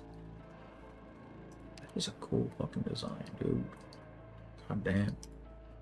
This is some second breakfast hobbit. Like, actually, though. She just wants to eat, man. Deputy Minister Lin, I doubt you don't want to encounter anyone wearing Darksteel armor anyway. Certainly not in broad daylight. I once heard Taihei mention that there is a junior drill master serving in the ranks of the Imperial Guard apprentices. She's very young, but skilled beyond her years. It must be you. You're the junior drill master. I guess Taihei is still sore that I beat him in a couple of matches last month. There's no need for name calling, though. No matter, I'd like to ask you, what are you doing here? I'm investigating a case. Does that case have anything to do with the former Minister of Rights? As a judicial review officer, issued you a search warrant. As a drill master, you have no authority to question whatever warrants I may or may not have, do you? You have no authority to question my authority. Just answer my questions, please, bro. Very well. I heard you were on a long business trip just recently. You left Baijiao for a while, did you not? That's right. I went to cold question a witness in an old case and update the case files. What old case? From when? What witness? Why are you just investigating it now?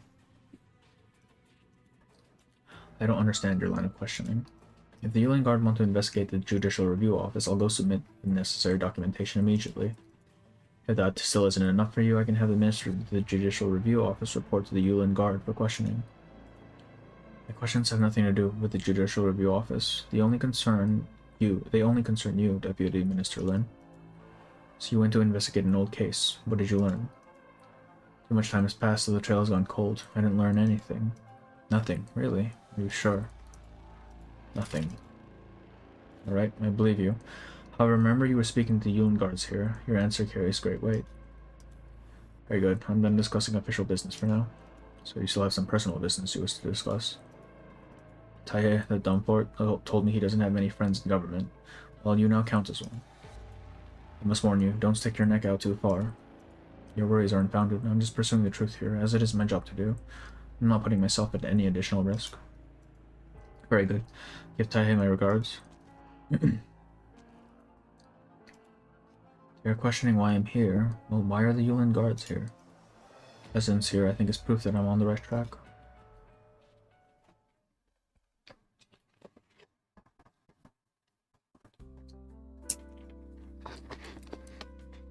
You buying my stuff. Never would have guessed that roadside stand could make such amazing wontons. They're certainly better than the ones in the Rhodes Island cafeteria freezer. I'm so stuffed that I want to just take a nap right here. After eating all that greasy street food, a nice hearty bowl of wontons is the perfect thing to settle your stomach. The famous restaurants need no introduction. As your guide in Baizhou, I figured I'd share some of my favorite lesser-known food spots. Well, I'm lucky to have found such a good tour guide. Thank you. I'm glad to have found a culinary companion. I tend to eat alone, which means I can only order 1 or 2 entrees for myself. You know what they say, the more the merrier. Now that I'm here, you can order as much food as you want. Speaking of food, what's in these wontons anyway? They're fantastic. She's made in celery. The key ingredient is soup. Most places use Shelby's caviar in wonton soup to enhance flavor. Unfortunately, the thinniness of the caviar crowds out the other flavors. This place uses soybean sprouts instead. This makes for a milder soup, which allows the flavor of the wontons to shine. The meat filling for the wontons is fresh beast belly. After the wontons are cooked, the bits of fat will naturally seep into the soup. These wontons are light, delicious. They're made of high-quality ingredients, which are hard to find elsewhere. Well, do these wontons have a history? Do tell. Not really. I just really like this particular shop, I guess. When I get writer's block or need a little pick-me-up, I come here and eat a bowl. The shopkeeper has been making wontons her whole life. She used to own this shop together with her husband. Her husband fell ill and passed away, leaving her to raise her child alone. Later, her son joined the army, but he died in a catastrophe up north several years ago. So I make homemade wonton.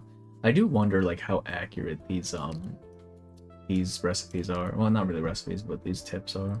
Like, if they would actually work if you tried them.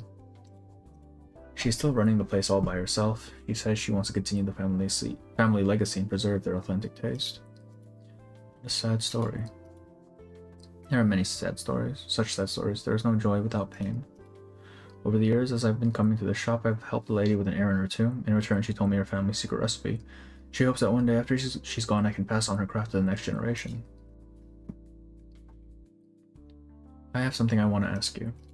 Are you really going through all this trouble with the tangerine case just because you made a bet with the young chef? Why do you ask? I simply noticed that you weren't terribly focused on the taste of the delicacies at all. It seems like you had some other purpose in mind. Was it that obvious? Well, when you watch people eat, you see into their souls. Sorry, I was just curious. If I've intruded on your privacy, I sincerely apologize. Hey now, we're friends. I'm not keeping secrets from you. You're right, I'm not really that concerned about the bet. Those tangerine cakes, well, my father used to send them to me when he was living in Baizhou. Your father? Was he Yanese? Well, whatever. I don't have anything to hide from you. I grew up in Victoria and my father's Yanese. One year, he suddenly returned to Yan for some reason. I never saw him again, and he died over a decade later in a land foreign to me. I'm sorry, Blaze. It's not your fault. Why do you keep apologizing? I didn't think much about it at first, but yesterday when you mentioned that sweet tangerine cakes are unusual, I thought someone who knows how to make those cakes might have also known my dad. Your dad was also... what? Oh, nothing. Well, I promise you that I'll do everything in my power to help you find out the truth about your father. You're such a contradiction, so bold when you eat, yet so refined when you speak. When we're eating together, it's all good fun. We're good friends. Why do you turn into a different person as soon as you put down your chopsticks? Friends. And another thing, why are you helping me look for these tangerine cakes in the first place? Well, I'm writing a book. Most cookbooks today only contain recipes from renowned chefs, yet the streets in the countryside are full of unique delicacies that few people ever pay heed. I hope to collect all these recipes in a book. Perhaps years later, people will read this book and learn of Baizhou's unique cuisine. It's just a silly dream of mine is all. And also, what? I think I'll keep that a secret for now.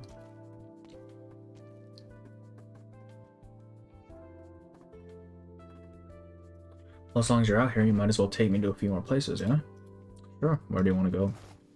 Let me see, this letter mentions the Virtue Bookstore, the Humble Garden, and the Baijiao Academy. What does this word mean? Can you let me have a look? This is a letter. Why is it so greasy? I didn't do that. It was like that when I opened it. I don't know what my dad was doing when he wrote it. So these are all letters that your father wrote to you. That's the few that I managed to save. It's stationery, it's... What is it? Oh, it's like royal fucking stationery, isn't it? Nothing, it's just that most of the places mentioned in this letter no longer exist. But it was only written a decade ago. Baijiao, a decade is enough for the whole city to change.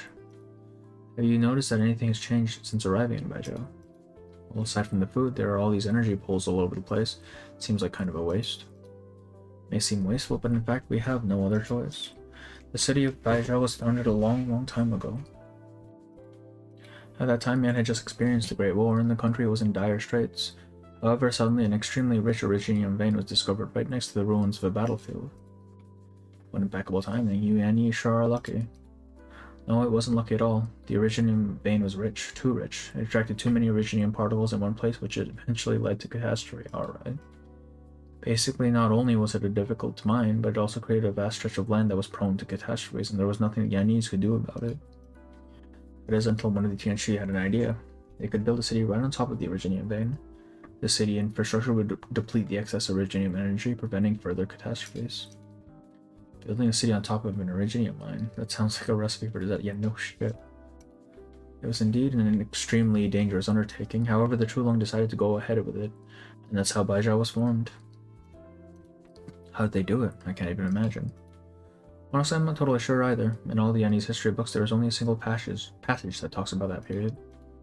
Skilled individuals were sent to the disaster zone, and after 53 years of effort, the city was built and established as the capital. The city was named Baijiao with the hope of tending all cooking stoves under heaven. As for the more advanced technical details, you'd probably have to look at some of the materials for Tianchi bureaus. That's beyond my area of expertise. So to this day, the Baijiao energy still encourages us to use this energy. Baijiao is constantly changing. That's how these skyscrapers appeared, as well as the numerous nomadic city plates. And what happened to the people who built the city? They fucking died, man.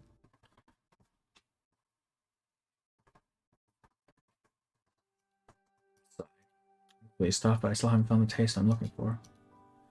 I've taken you to every restaurant I know that sells such cakes. Maybe tomorrow we can go look into some of the larger restaurants. Oops. Purple.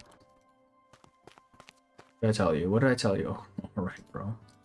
You have the whole day, you couldn't find your so-called authentic tangerine cakes, could you? You were following us all day. You were afraid we would find better food, weren't you? Me afraid. I already told you before, if you're looking for the best chef in Baijiao, you've already found him. If I can't cook it, then no one else can.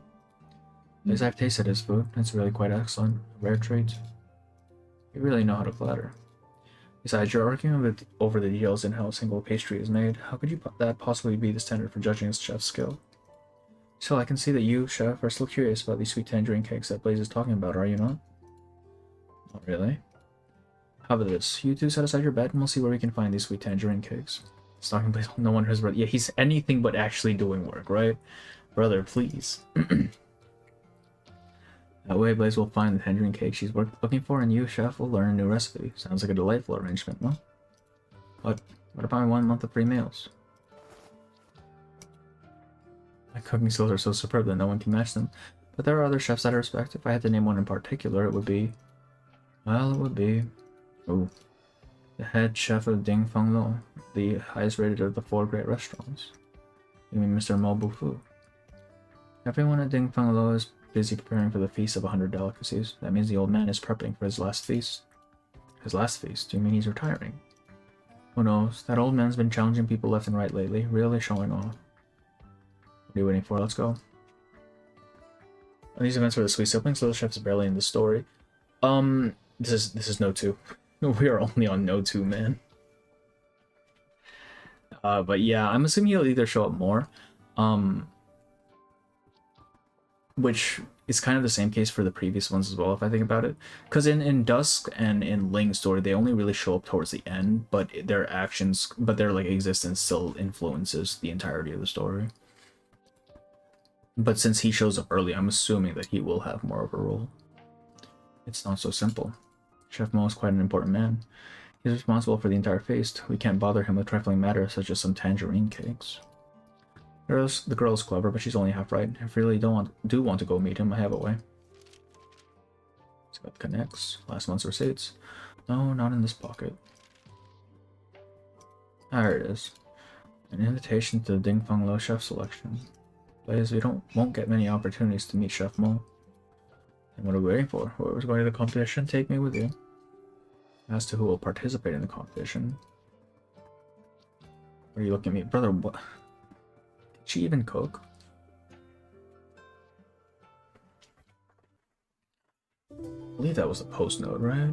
Did I lose track? I lost track. I'm assuming that was one. Let me check real quick. No, I think it was. Yeah, okay.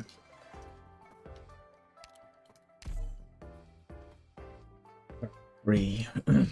OR3. Oil splash hand pulled noodles. Some dough gets firmer the more you beat them.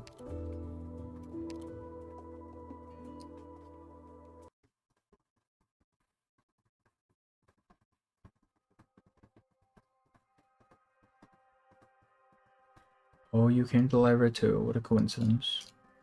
Hello, you. Are you here to look up some case files? Just grabbing some books to put under my pillow. Haven't been sleeping well lately. Maybe some reading will help.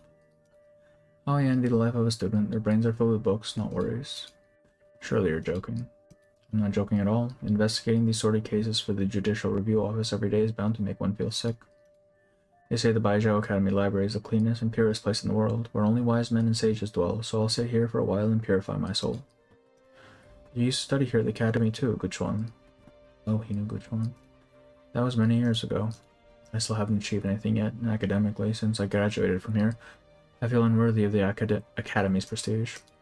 But I was fortunate to meet a great teacher here, and that experience will benefit me for the rest of my life. Who is this teacher you speak of? No longer with us. And why'd you come here today? To borrow books? I'm here to look up some case files. The Ministry of Rice is preparing for a grand celebration, and we need to refer to some old rituals. I'm a deputy minister for the Judicial Review Office. Do you take me for blind or merely illiterate? That thing you have in your hand is clearly the case file from 15 years ago when the Grand Preceptor committed treason. You know that file's top secret, right? You really have some go. I have nothing to hide. I'm indeed looking for materials related to that old case. I think there may be some more to it than we realize. If you think I'm doing anything illegal, then by all means have me arrested. What are you blabbering about? Did I say I was going to arrest you? I was only saying. That's quite a coincidence, because I'm also very interested in that case.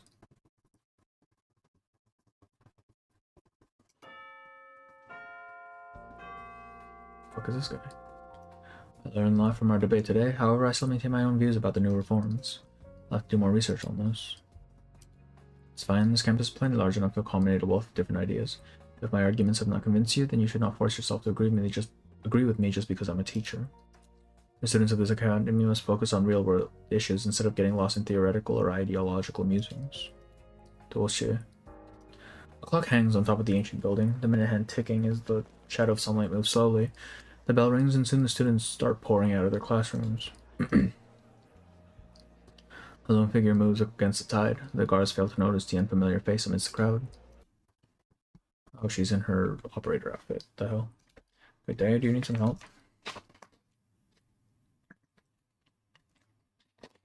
Hello. How do I get to the archives where the students' files are stored?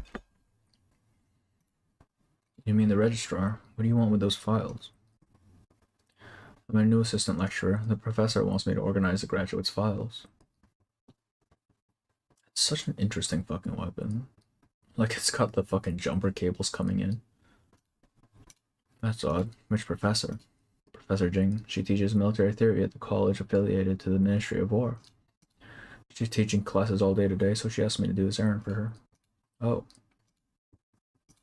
What's wrong? Go straight down here, past the main building, turn right, and you'll see the Bingshun building. That's it. Better get going. Trust me, you don't want to keep her waiting. This is jacket of his. Yeah, she's not wearing the jacket. She's wearing it the same way Perlica wears her fucking jacket. God damn, man. Dual shit.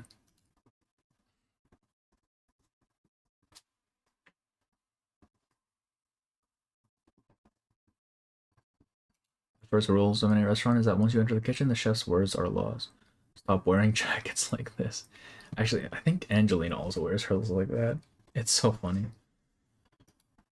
If you want to win the contest and meet Mobufu, you must follow my instructions to the letter. Do you understand?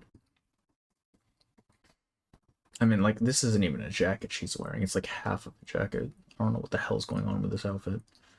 You agree to split the prize money 70-30. Why are you acting like I owe you a favor? Okay, enough of that. You say you wanted to learn a few new recipes anyway. Have you changed your mind? No, I want to do this, but I'm no Rhodes Island 5-star chef. This competition sounds too difficult for an amateur like me. Why don't you go instead? I am the head chef of savors at Use. Participating in this kind of competition would be sullying my good name. I'm giving you an opportunity here. As my apprentice, you can go show your skills and wipe that arrogant smirk off Mobufu's face. I didn't even notice she has a jacket for only. Yeah. Her design is kind of weird, isn't it? Like, what is going on here, man? How is this even, like, I'm assuming it's strapped on there. Like, goddamn, bro. Oh, like her too. Also not wearing the jacket properly. I'm afraid that as a wandering foodie, I'm too well known. It would be inappropriate for me to participate in a food competition. Not chit-chat.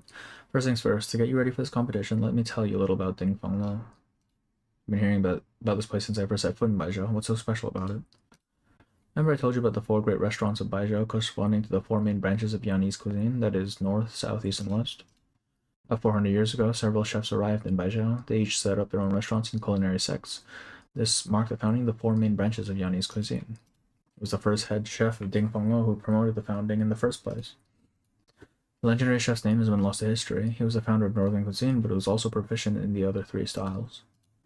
The other 3 chefs were only invited to Baijiao after they lost to the northern chef in a cooking competition.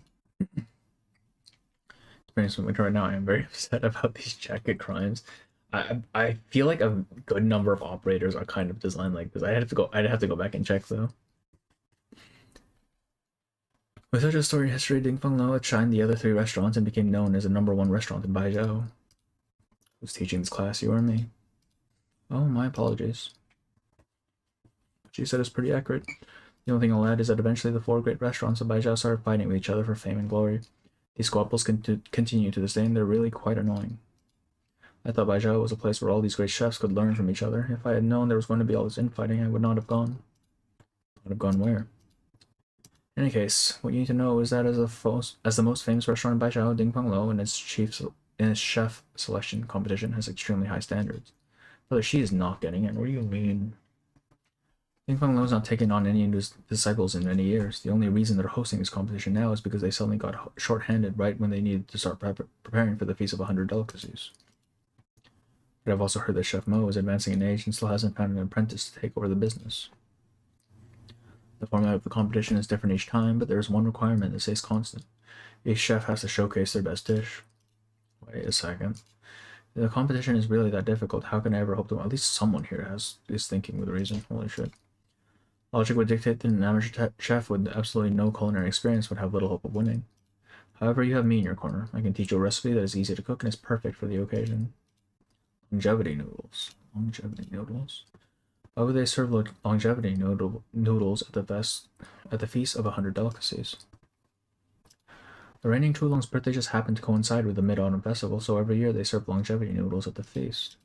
But it's such a simple dish. Is it really appropriate for a major competition like this? Who told you that simple dishes can't show great skills? Just watch and learn.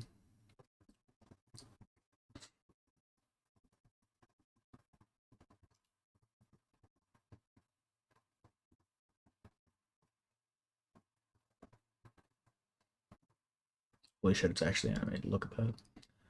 What does that smell? That smells wonderful. What is it? I mean, they're fucking noodles, bro. What do you think? What do you think?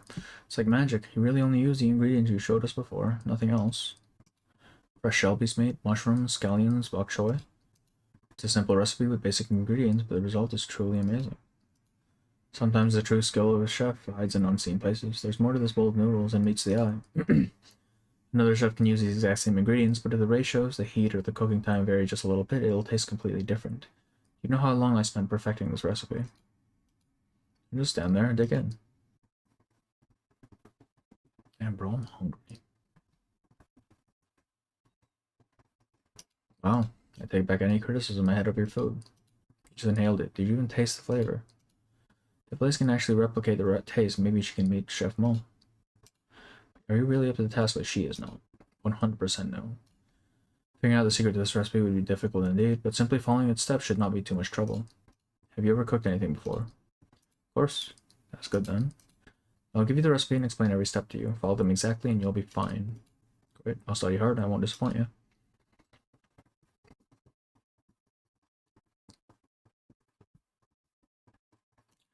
Wait, is there no sound? What the heck? I'm not hearing anything. What the hell?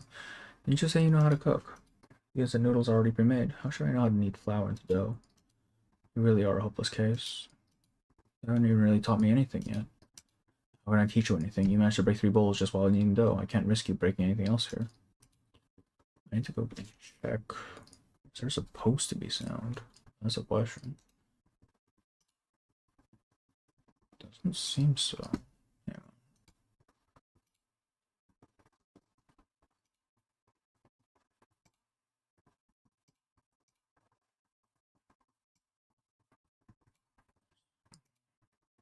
So, okay, I just guess it has no sound. I don't know what the little chef was expecting. He even said it's easy to mess up. Yeah, like, brother he's expecting far too much. Io.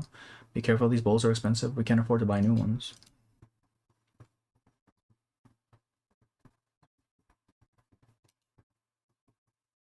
Oh, focus the bureau again. Search Guchuan. Failed to return from Victoria. No results. Why are there no records at all? Search Guchuan.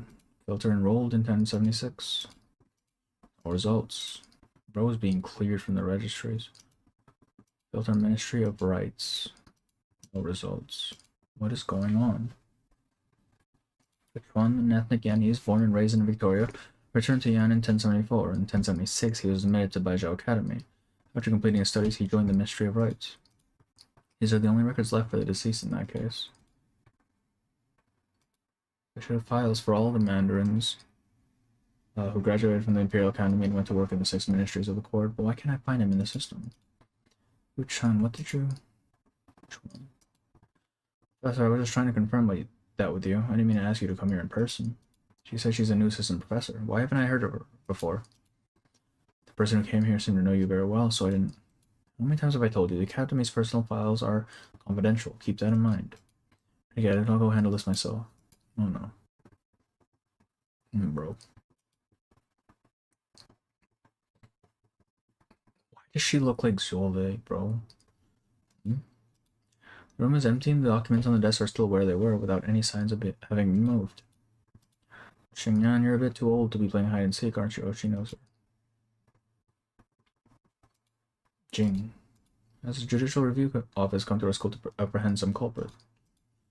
The office is investigating a case, so I've come here to collect a few old case files. Please, Jing, Professor Jing, please cooperate. Right then, if you're here on official business, show me your official documentation. I rushed so quickly to get here that I left it back at my office. Really? Well then, I'll just place a call into the head of office. Wait a moment. Professor, are you okay? Should I call security? Gives a pleading look. No, I forgot that I asked some other professor here to collect some materials for me. I'm sorry for wasting your time. It's not a problem. Goodbye, Professor. Alright, now it's just the 2 of us. Shishi. Qingyan. I always thought that you were a well-mannered and trustworthy girl. Every time I mentioned you to Lei, I told him to follow your example. Is she literally his mother? And look at you now. What are you doing here? A deputy minister from the Judicial Review Office sneaking around like this. I'm conducting an investigation. What kind of case requires the secrecy? What kind of case can't go through the normal process? A cold case. The deceased was once a student at the Baijiao Academy, but I just searched the personnel files and found no record of him. The Academy has a record of every student. This person you speak of, how do you know they once studied here? I saw it in the files of the Judicial Review Office. The Judicial Review Office collects its files directly from the Ministry of Rights. However, the Ministry's files do not match up with the Academy's. Someone made a mistake somewhere. Is there a chance that someone altered the Academy's files? How could that possibly have happened? The Academy is one of the Chinese government's most important talent pipelines. Once a student's information is entered into the system, it is archived under strict supervision. No one has the authority to modify his data unless what? Oh, that's impossible. Enough of this nonsense, you better leave now. It's almost mealtime, but I assume lots of students will be crowding these halls if anyone sees you here. Also, please don't go doing something like this again. Mealtime. You go back to Baijiao to investigate. Why are you looking at all these travel guides? These places, I've seen them in my dad's letters. Humble Garden, Virtue Bookstore. Oh no, he's studying here. There was a Shangshu diner near the main entrance. He said they have the best twice-cooked pork in town. Now that I'm visiting Baijiao, I want to visit all these places he mentioned to me. Say, is there a restaurant near campus called the Shangshu Diner? You want Shangshu food? The place you're talking about closed more than 30 years ago. How would you possibly know about it? More than 30 years ago, are you sure? Yes, it closed in 1065 when I was in school. How could I forget? Lots of students used to go eat there because it was near campus and served tasty, affordable food. But then in 1065, there was a terrible catastrophe in Shangshu, and the restaurant owner had to return home to deal with the aftermath. Students even made donations to help with the rescue effort. Man was raised and born in Victoria and did not come to Yan until 1074. How could he know about the place? Unless he had visited Yan before, or maybe he wasn't born and raised in Victoria after all. Maybe he was a native Yanese. What are you mumbling about? If Kuchuan's Ministry of Rights records are modified, but he was indeed a student at the academy, then there would definitely be something worth digging up in the academy's files. What year was Blaze born? If we work back from there, does the system have the records of the students enrolled between 1052 and 1062? You help me just this once. It's extremely important. Thousands of students graduate each year. You want to look through 10 years of records at once? You know how long that'll take. The person in question worked for the Ministry of Rights. He probably studied at an affiliated college. That may help narrow the search a bit. The person you're looking for was not a high-ranking Mandarin. You may want to start looking at files after 1055. That year, the academy was restructured and became a true public education institution instead of just serving as a talent pipeline for the government. The enrollment figure shot up. I see. Dolce. Go. You only have 2 hours.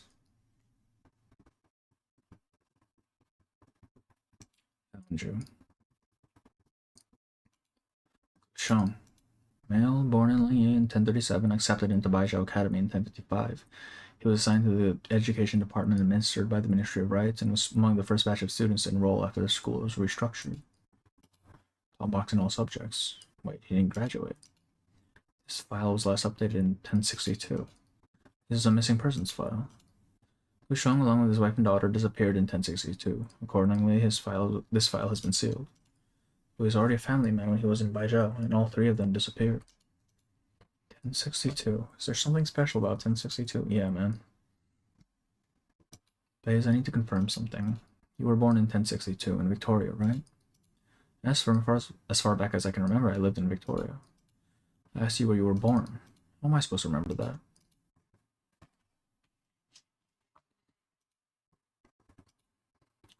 Guchuan, Gusheng.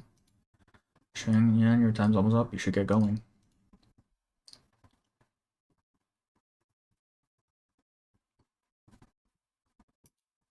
What do you say? No good. The dough still won't do. Let's try again. You're not gonna get it. It's already my 20th batch. Don't worry, you've been practicing all day and you're starting to iron out the issues with your technique. Success is not far away. Sorry, you don't need to stay here with me through all this. It's not a problem. You've been helping me so much. I guess you must also be interested in the outcome of all this, huh? Alright, just wait here a minute. This time I'm sure I'll do it, and I'll whip you up a big, nice bowl of noodles for dinner. Do you have something else you wanted to say to me just now? Never mind. To be fair, the recipe the young chef gave you was indeed simple enough. You probably didn't expect that your biggest difficulty would be kneading the dough. Look at you defending him. I'm sorry.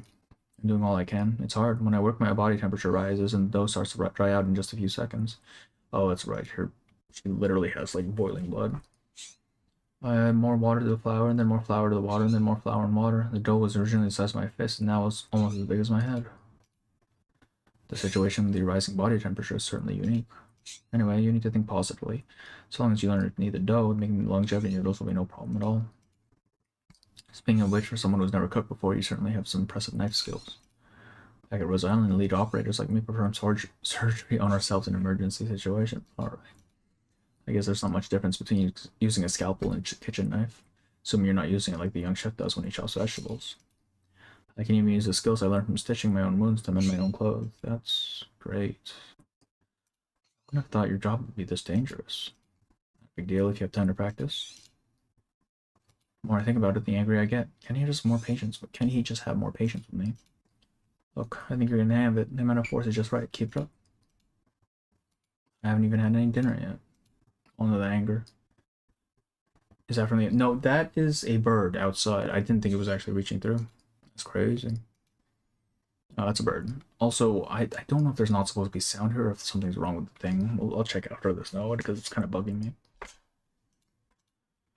Getting angrier by the noodles you make sure are delicious. I'm spent. Why is cooking even more exhausting than combat training? I understand this is really hard for you. I don't want to deal with that pipsqueak anymore. Can I be your apprentice instead? You're a grown man. You must know how to cook, right? Spare me the compliments. I'm nothing close to him when it comes to cooking. You know, it's funny that I've never actually eaten longevity noodles before. They're just noodles, right? You've tried so many different restaurants. How can you have never eaten longevity noodles before? I've been to many restaurants that serve longevity noodles, but it only makes sense to eat them on your birthday. I celebrate every birthday at home. They don't allow me to go out on my birthday. Okay, but even if you celebrate your birthdays at home, your mom or dad never made you a bowl of longevity noodles? Actually, I've never met... Okay, bro, what? I'm sorry. Though I've never seen my parents, I still have other family members. Every year on my birthday, my family holds a big banquet for me. Who are you? At banquets like that, I don't think they care much about longevity noodles. However, I've always been a little afraid of birthdays. It's kind of nice that other people remember your birthday. Can't really explain it. I always feel like that every time I have a birthday party, I'll be surrounded by a lot of people who want me to laugh and also to cry. It doesn't seem to matter whether I'm there or not. Enough talk about me. You're from Victoria. Do they eat longevity noodles there? I grew up in Victoria, but my parents are both Yenis, at least by blood.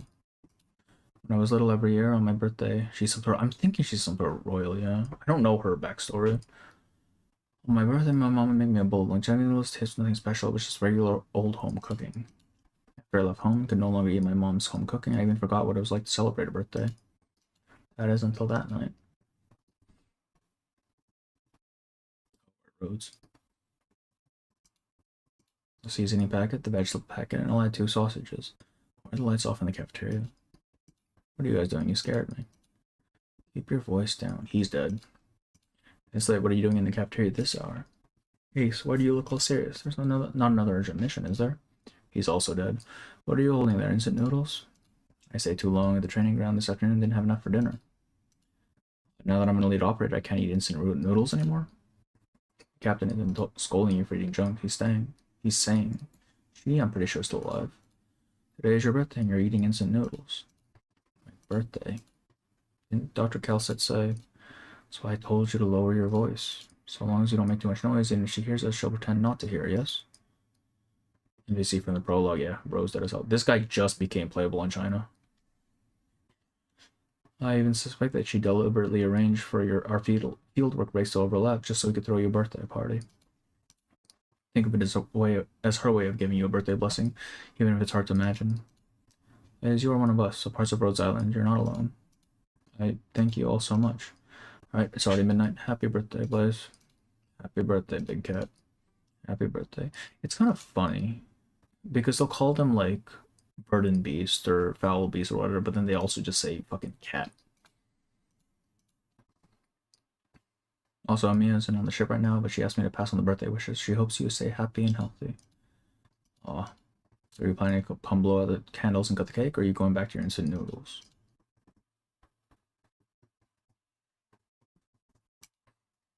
And it was the first time so many people celebrated my birthday with me. That bowl of instant noodles became my longevity noodles.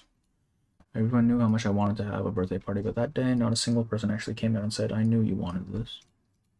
They acted like it was just another one of my many, many birthdays. I like the nothing special feeling of it.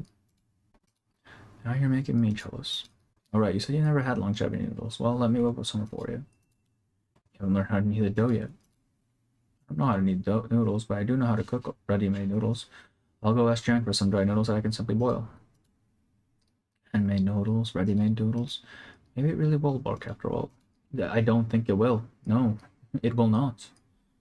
I need to check the thing because I'm pretty sure there's supposed to be sound. Nope, there's no audio. Why the fuck?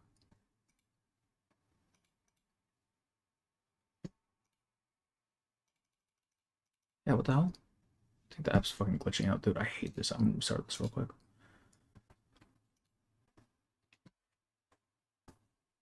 Like, there's so many problems with this this program. It's so annoying.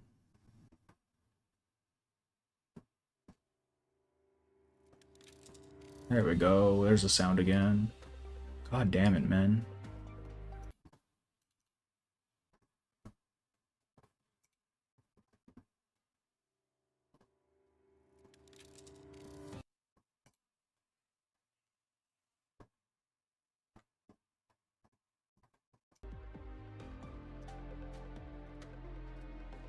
La la la, have a seat. Make yourself at home. You can order anything on the menu.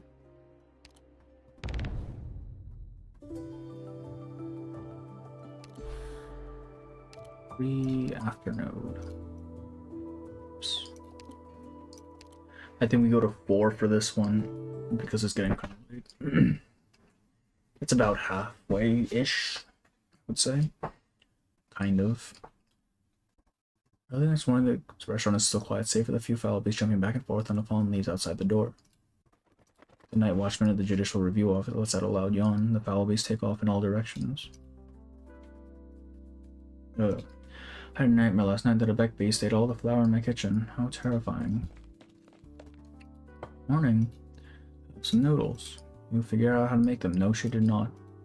Look at the bags under your eyes. Were you practicing all night? No, only about half a night. Yeah, Jingju still hasn't woken up yet. Enough talking for now. Try the noodles. You, huh? You gave learning how to knead the noodles and boiled some ready-made noodles and said, yeah, bro, you're fucked. These are no ordinary ready-made noodles. Jingju and I looked through all the ready-made noodles on the market and picked the ones we feel have the texture closest to your handmade ones. Of course, they don't quite have the same mouthfeel as handmade noodles, so Jingju adjusted your soup-based recipe to ensure they taste similar to the longevity noodles you made from scratch. Blasphemy, you're using ready-made noodles and you tempered my recipe. My word.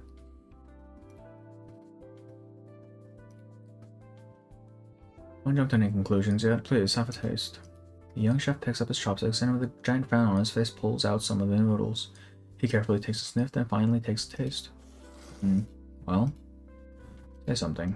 Why did you two think this would work? Yeah, why? Jingju was starving after all my failed attempts. I figured at that point I was better off just making noodles I knew how to make, so at least she'd have something to eat. Then I started thinking the most important element of longevity noodles isn't the taste. Instead, it's making sure the person who eats them feels the birthday blessing. That's not going to work for the competition, though. Some people just aren't skilled enough to make noodles like you do. However, I can still use ready-made noodles to bring birthday blessings to myself or my family. That's the real meaning of longevity noodles anyway. See how yellow and shiny these noodles are? They look more lively than yours, right? Of course, yes, I am taking shortcuts with this dish. You mentioned birthday blessings. Do you think people can taste that in your noodles? I think so. No, they cannot. Last night, after I finally made a proper bowl of noodles for the first time, I shared them with Jingju. We were so happy when eating them, I even caught Jingju wiping away tears. Swapping out the noodles and adjusting the oil and salt ratios accordingly. Quite some innovation there. Jingju sure has a sharp palate.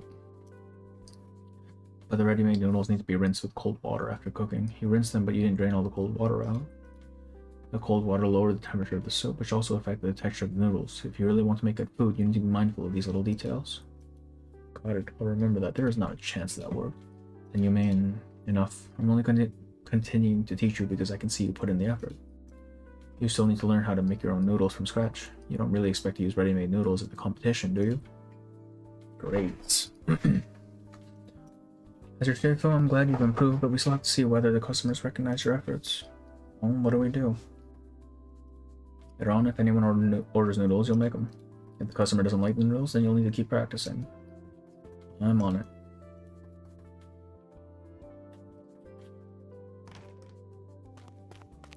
Using cold water on ready-made. I assume so. I'm assuming it's to either wash out the starch or I think it's just to either wash out the starch or firm up the noodles. Would you like to try our special longevity noodles? It's not my birthday. Why would I want longevity noodles? New dish we're trying out. We'll give it to you for free. No, I mean, if you try it and like it, then maybe you should still pay for it. I mean, I have to settle up with the boss, you know? That's an interesting way to do business. Sure, give me that bowl of noodles then.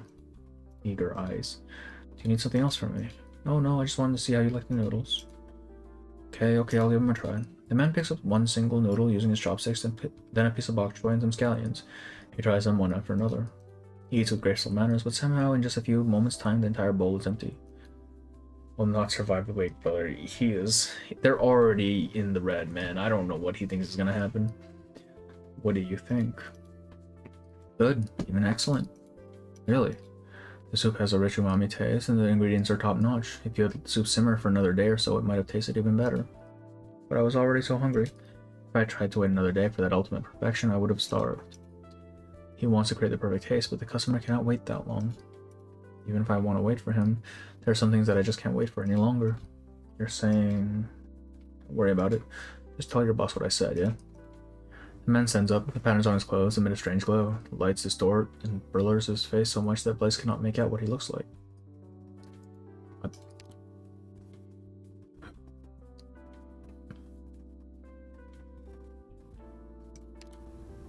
Is this? You didn't pay. God damn it, I knew it. Alright, bro. Just deduct the funds from my account. Yeah, sharp dress. Yeah, alright, brother.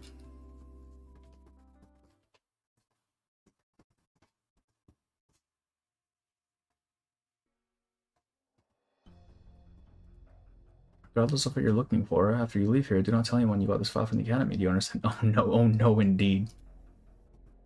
Yes. What's wrong? Do you have any more questions? You remember that bloody case back in 1062? This isn't the sort of thing you casually bring up in a conversation. I just happened to think of it. Is the Grand Preceptor you previously mentioned, the one who supported the academic reforms which benefited countless poor students, the same Grand Preceptor who murdered the Emperor and plotted treason 40 years ago? I have no way to answer your question. I will never speak about things that I do not know. I've never met that Grand Preceptor in person, but I have read some of her writings on political and social issues. Her extensive knowledge, clearly reflected in her works, has been deeply enriching for me. But people are complicated and cannot be easily categorized. You're saying you're not completely convinced that the outcome of that case was correct. Shinyan, you're never good at hiding what you're thinking. I knew you would. The office's archives will not house muddled cases, no matter how many people they involve. Solving those cases is my duty as deputy minister. I shall not dissuade you from doing as you see fit. However, you must learn to protect yourself no matter what happens. Before your parents retreated into seclusion in the mountains, they entrusted me with looking after you. If anything were to happen to you, I would never be able to look them in the eyes again. I'm a child. Why do people need to take care of me? Everyone feels that way when they're young. However, as a mother watching his old grow up, she is his mom, god damn it. Day by day, I feel a weight growing on my heart. Ma'am, your son is a fucking failure.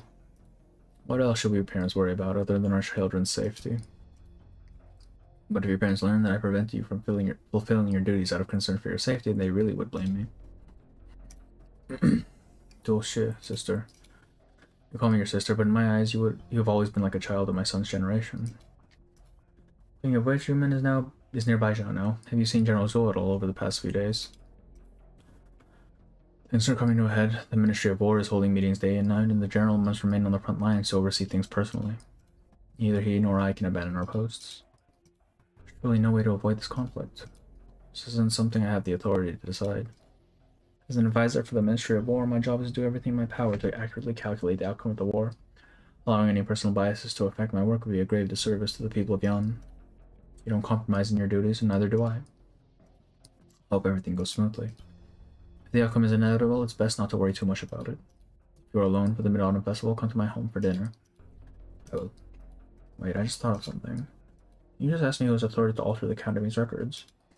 That did happen once, though it was under extremely unusual circumstances. You mean... No, I can't say the records were ever altered. However, if a record has gone missing entirely, then it must have been transferred to another location. Death row at the Ministry of Justice. Death row.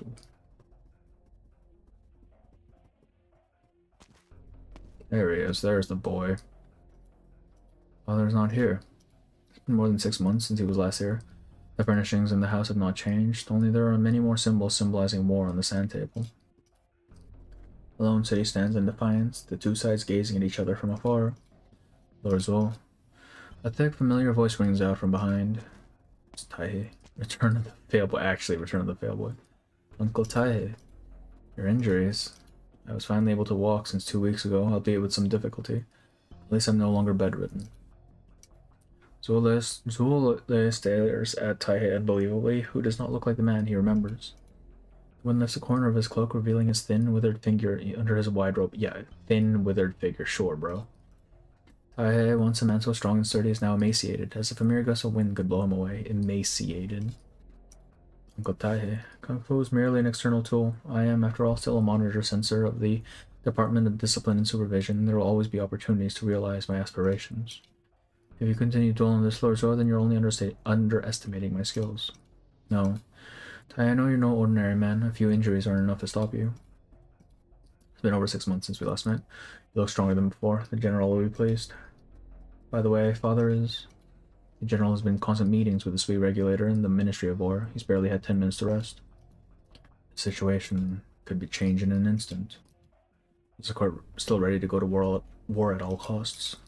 Now, after the incident in Dahong, the bestial Sui is no longer under the Sui Regulator's control.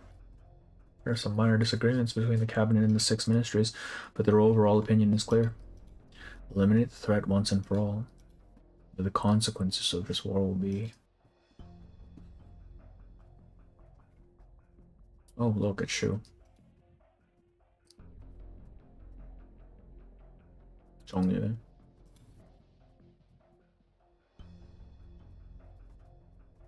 Ling.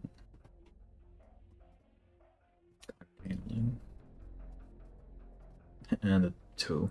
Why does it show them together, man? I heard that 1 month ago, other candle holders discovered traces of the convict nearby Zhao. Yes, I heard the same thing. The Imperial Court is on high alert. They've already dispatched several units of Imperial Guards. The Imperial Guards. The convict's unpredictability is currently the gravest threat we face. I have a theory, perhaps. There's still another proxy in Baizhou. Oh, they don't know. This proxy is the youngest and most unique. According to the Sui Regulator's observations, in the hundreds of years since he left the tomb, he has never used any of his powers. The Sui Regulator does not know how to deal with him.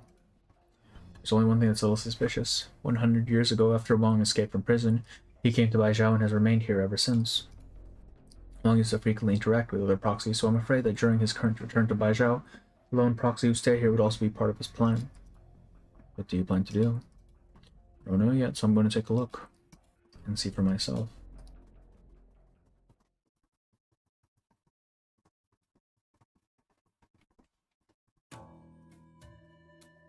Finished.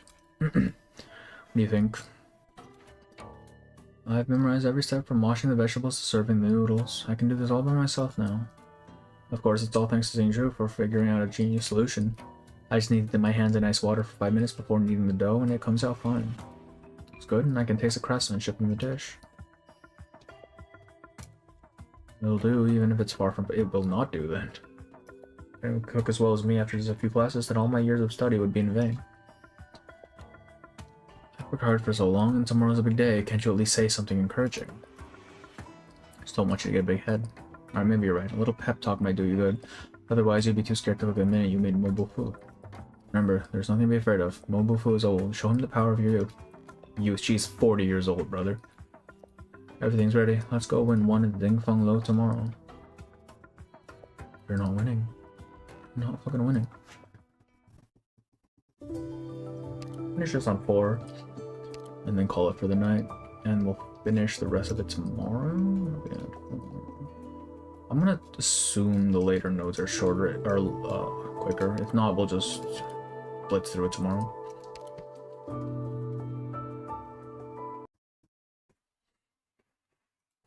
Welcome to Dingfeng Lo.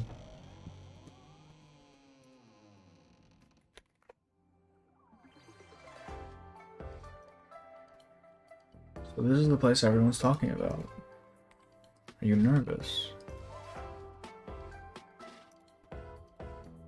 PC port go brother, I need that PC port so bad. This fucking program has crashed. Not crashed. It's crashed when you try to do combat and the audio just kind of fucking dies for no reason and you have to restart it. It's so annoying. Longhorn is a bit too busy to notice Blaze was away overnight. She just hasn't come home. I don't think I should be. The competition is nigh, and yet I feel apprehensive somehow. I mean, nothing to fear, the young chef said it was fine. Besides, it's not like we're trying to be cooks here, we're just on the hunt for that legendary chef, right? To ask him for his tangerine cake recipe. Old comfort, but I suppose at this point that's all. They really think he's just gonna hand over his fucking recipe though? Head examiner. It's about time. All spectators, please remain here for now. Competitors, follow me. You got anything difficult thrown at you? Don't bluster, just keep calm and think. There's always a way. Relax, okay? I'll see you.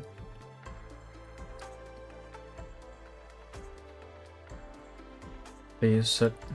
Well, I know you're here for the exam, you're still one of our guests. Please let me offer you some tea first. The examiner picks up the teapot from the table and pours Blaze some tea. Your nose is immediately filled with the fresh sweet scent. Like 7 days been across on the emulator and it was so yeah, especially when you're trying to stream it, it's so fucking dumb, bro.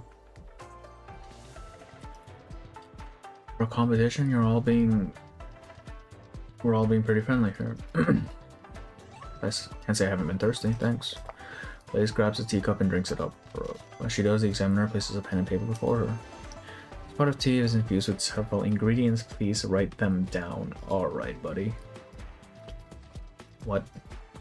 Blaze glances down at her cup, not but a bead of tea left on the side. She looks up at the examiner, a polite smile still plastered over his face. Could I have another cup? Yeah, she's cooked. It's so fucking over. Will the next patch really be that good with pulls? Should I do the thing? What, for Arknights? As in this Arknights? Half anniversary or Chinese New Year, I should say. Patches generally are really good with pulls. Especially limited banners because you get a free pull every day, and then they give you like 20, I believe, 20 free pulls just right off the bat. Today looks like a bust to me. But if you were to play this game, the event that's coming up is like the 6th part of a 6-part series so far, so jumping in might be tough. It looks like a bust to me. They've gone through dozens of people since morning and nobody's even passed the first stage. Our head chef is being too harsh on them. It's like a revolving door out there. No one can last longer than a minute. Chef's third eye is their tongue. If their tongue's not good enough, they can't be that good a show. So no point wasting the head chef's time if they can't even pass stage 1. May as well send him home sooner. Hey, excuse me, madam, this is the kitchen, are you? Oh, it's lazy.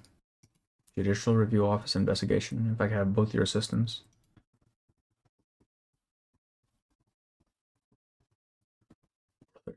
Hooked. Keep calm. What did the mechanist tell you? The human tongue can only taste 4 flavors, but the nose can tell between over 100. Not that I ever smelled anything from his machine oil moonshine, though. Blaze gingerly cradles her cooling teacup once more and takes a careful sniff of what aroma remains.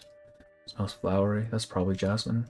No, not just jasmine. There's a kind of white chrysanthemum, just like a table tea at the young chef's place.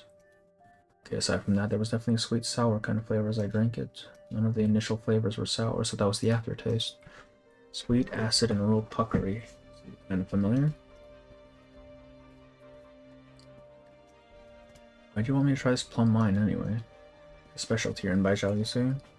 There's a plum forest north of the city. When summer sets in June and the plums are fresh and ripe, the people pick them to steep in wine, ideally a Zhaohan wine.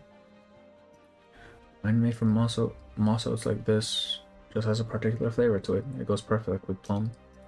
Save it for about 3 months and it's ready just in time for mid-autumn. Wine, huh? We've got history.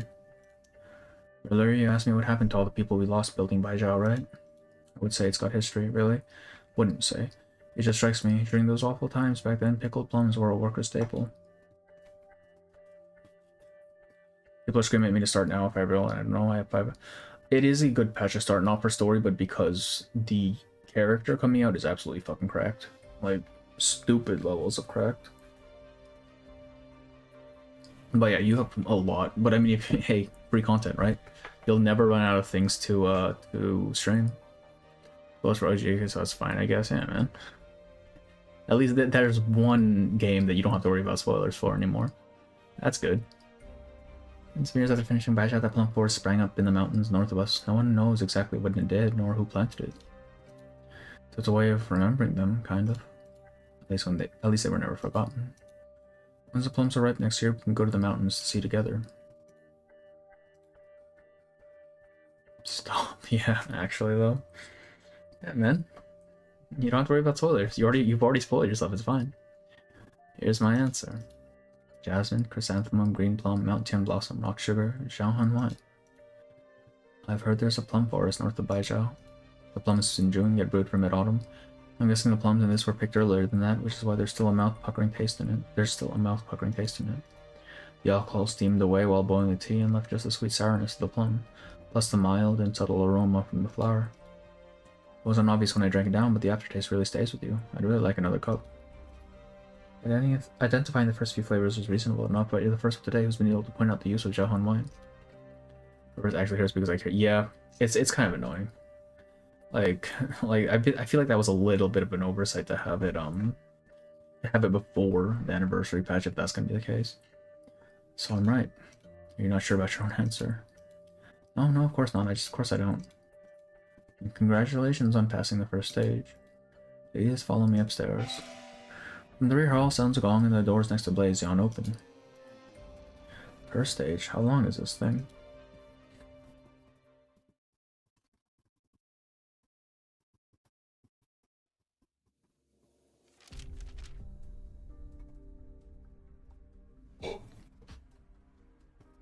Here you are, madam. The list of chefs at Dingfeng Lo. If you don't mind me asking, what are you investigating exactly? The case is confidential. I'm not at leisure to tell you for now. Okay. The head chef here, their name is Mo Bofu. Yes, I don't think there's a cook in Baijiao who doesn't know of Chef Mo. Do you know what his occupation was prior to Dingfeng Lo? That I have no idea. Chef Mo arrived just under 10 years ago. Quite a long time, but not short either. His cooking skills are the real deal. They're sublime. Almost straight away, he succeeded the previous head chef. Where is he now? I need to see him. I'm really sorry, but he's holding an exam right at this moment. There's no way he can meet you. Exam? What exam?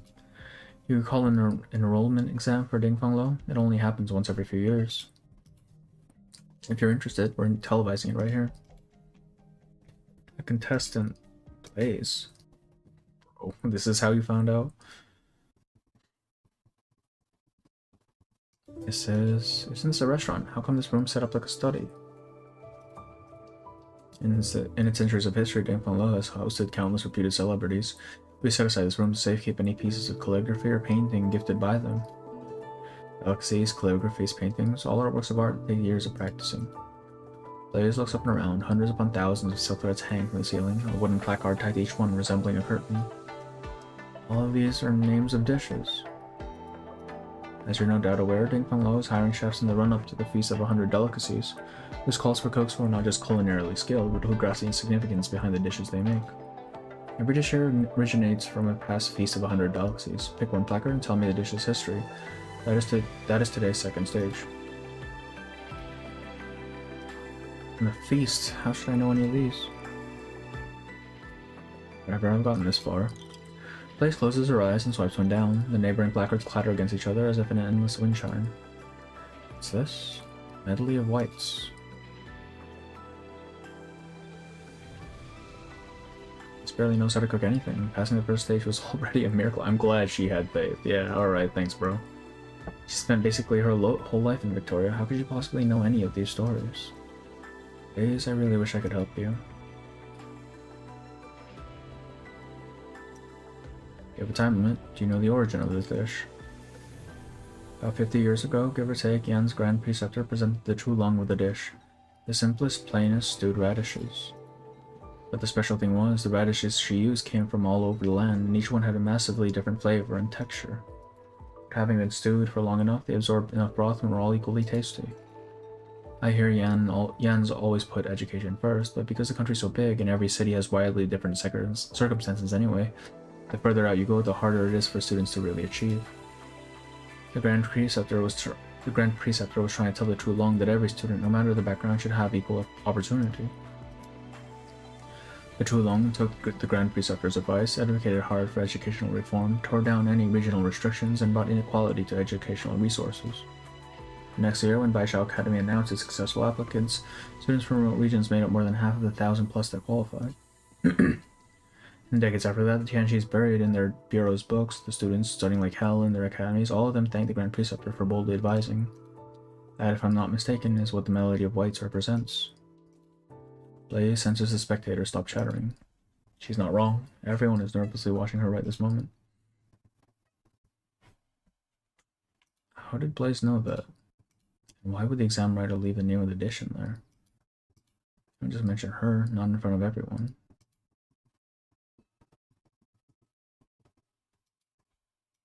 Did I say something wrong? What? Preceptor? Interesting. The voice descends from a few meters above. Blaze stares up above her, but doesn't see anyone. A foot lands on a stair-step plank with a dull thud. Subdued yet powerful, the kind nobody could miss. It approaches closer and closer until Blaze can finally make out who it is, a stern and solemn man far older than her alighting from his long stairwell. Mobufu. Oh, this guy is Mobufu. After so many years, I didn't think anyone would remember this. Nice to meet you. The story you've told is far older than you. Girl, how come you know it? Well, someone from my family told me it a long, long time ago. He said he was one of these students in poverty all the way back then. No, the spring of your water. I imagine your relative was a grateful and righteous man. But as for you, just what motive brought you here? Well, I'm not here to compete, of course. Seeing as you made it here, I'll give you one chance. Final stage, no frills, no fuss. Make me a dish. Come. Igor's brother from it. Actually, though, yeah, I didn't even make that connection. Shit. They do kind of look the same, don't they? Too early for dinner time, the restaurant is almost empty, save for a couple of diners. There's no waiter, there's no proprietor, and even the kitchen is quiet. Brother, what are you doing? Excuse me. You, young man, help me out. I was in a hurry this morning for my money. You're a well-to-do boy. Anyone can tell. Be a kind man. Spot me a little. I'm not here to rip you off. Here, take this family jade for now. Once I grab the money back later, I'll pay you back. Not that I mind lending you, but can you just tell the owner instead? We're total strangers. How could you find me and pay me back? No. You see, the shade's not your average thing. It's not fit for just anyone to take. I'm only entrusting it to you because I can tell you've got a rare air, brother. You are screwed. Do not. Oh my god, so... He's getting scammed by a homeless man. Imagine this person puts coins in his pocket and hands them to the diner, whose face immediately broadens with delight. When do you plan to pay me back? Where would we meet, brother? We'll meet if we do, and we won't if we don't. And if we don't, you can just go ahead and pawn this jade off, brother. Relax, relax. You made a favorable deal today, young sir. So saying, the diner's out of the restaurant door in a blink, disappearing into the crowds. Pawn it off. He cannot be this naive. Holy shit. With normal humans, why are we saying about this week? It's like, actually, dude, holy shit. This guy. There's my dish. Pretty good, wouldn't you say? Longevity noodles. Mobufu's hands rest on the table, chopsticks in his grasp. For a while, silence, before he finally picks up the spoon and tries a mouthful of soup. Blaze examines Chef Mo's face closely, but the satisfied look she's hoping for simply does not blossom across the old man's face. These noodles, this soup base, who taught you this? It was this tiny little chef. I really put my back into learning it too. The owner of Savers at U's. Who was he to you? How come you know? I thought so. Disgrace of him. Huh? I see he has talent and give him the chance to display. I see he has talent and give him the chance to display his skills. He's not grateful for that, fine, but now he even sends an amateur to humiliate me. Bro. What's happening? Blaze finished it up with no trouble. Something should be wrong with the flavor. Does Mobufu know the young chef somehow?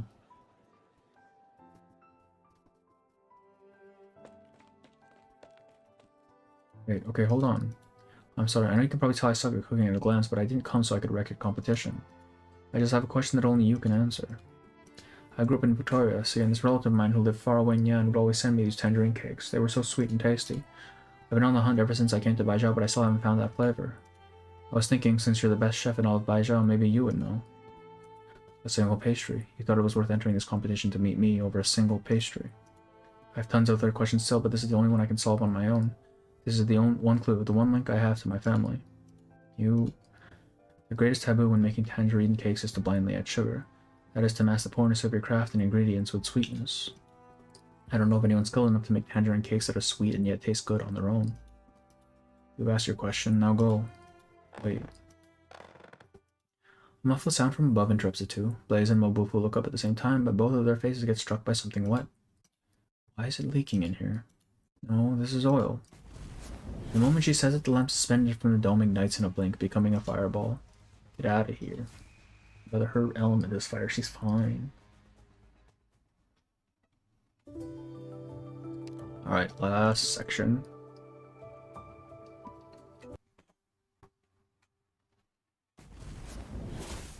Watch out. What even? Flames burst forth above their heads, raining cinders down from the ceiling, igniting the flour and oil atop the stove. In an instant, the kitchen is a sea of fire. Unrelated, but have you seen that news story that came out like yesterday about the restaurant that caught on fire and it's like blasting flames out the front door? That shit's fucking crazy, bro. Go, I'll be fine. Cover your mouth and nose, don't talk. I'm not too good with this move yet, but let's give it a try. Excuse me, just stop. Blaze grabs a knife and slices her palm open. It gradually whirling forms in Blaze's hands, then expands straight outward into a blast wave. Expands straight outward into a blast wave. Haven't heard about that, no. I'll find the clip, because it's kind of nuts. A violent surge of air sweeps the whole room. In a blink, she puts the fire out. She just put the fires out and strewn the cookware about in shambles. What a skill you have. Could you be... Bullshit. You're welcome. Looking up again, Blaze sees the lamp's frame is charred black, red-hot metal peeking through the burnt coating. It's on the verge of falling. Mobufu, move.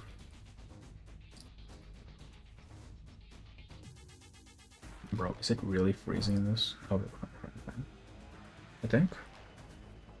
Why is it lagging? Holy shit. Blaze grabs the old man's arm, trying to pull him to one side, but the lamp's already falling. Why is it lagging? What the hell?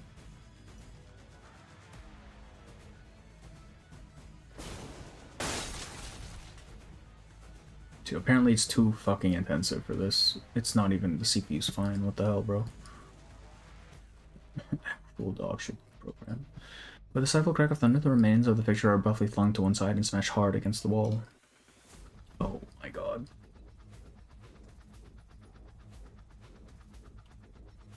Too powerful to be shown. Like, actually dumb. It's a PNG, brother. Why is it giving me trouble?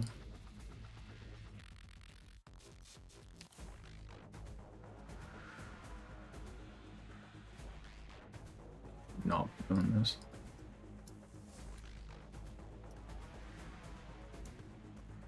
Oh my god, that's so annoying. That is actually really fucking annoying. Dog ass program, brother. Let's hope the official one is working. Yeah, it does. It's not coming out until in August, brother. August 13th. I don't think it's gonna resolve. No, this shit's lagging a shit. Oh. Alright. I guess that's where we call it then. Fucking hell. Because I would have to plug in my tablet and it is not charged right now if I wanted to mirror screen that shit. Alright. We will finish this node tomorrow then. And then the rest of the story as well. That's annoying. That's really fucking annoying. Holy shit. Alright, is anyone streaming right now? Barry, are you gonna be streaming later?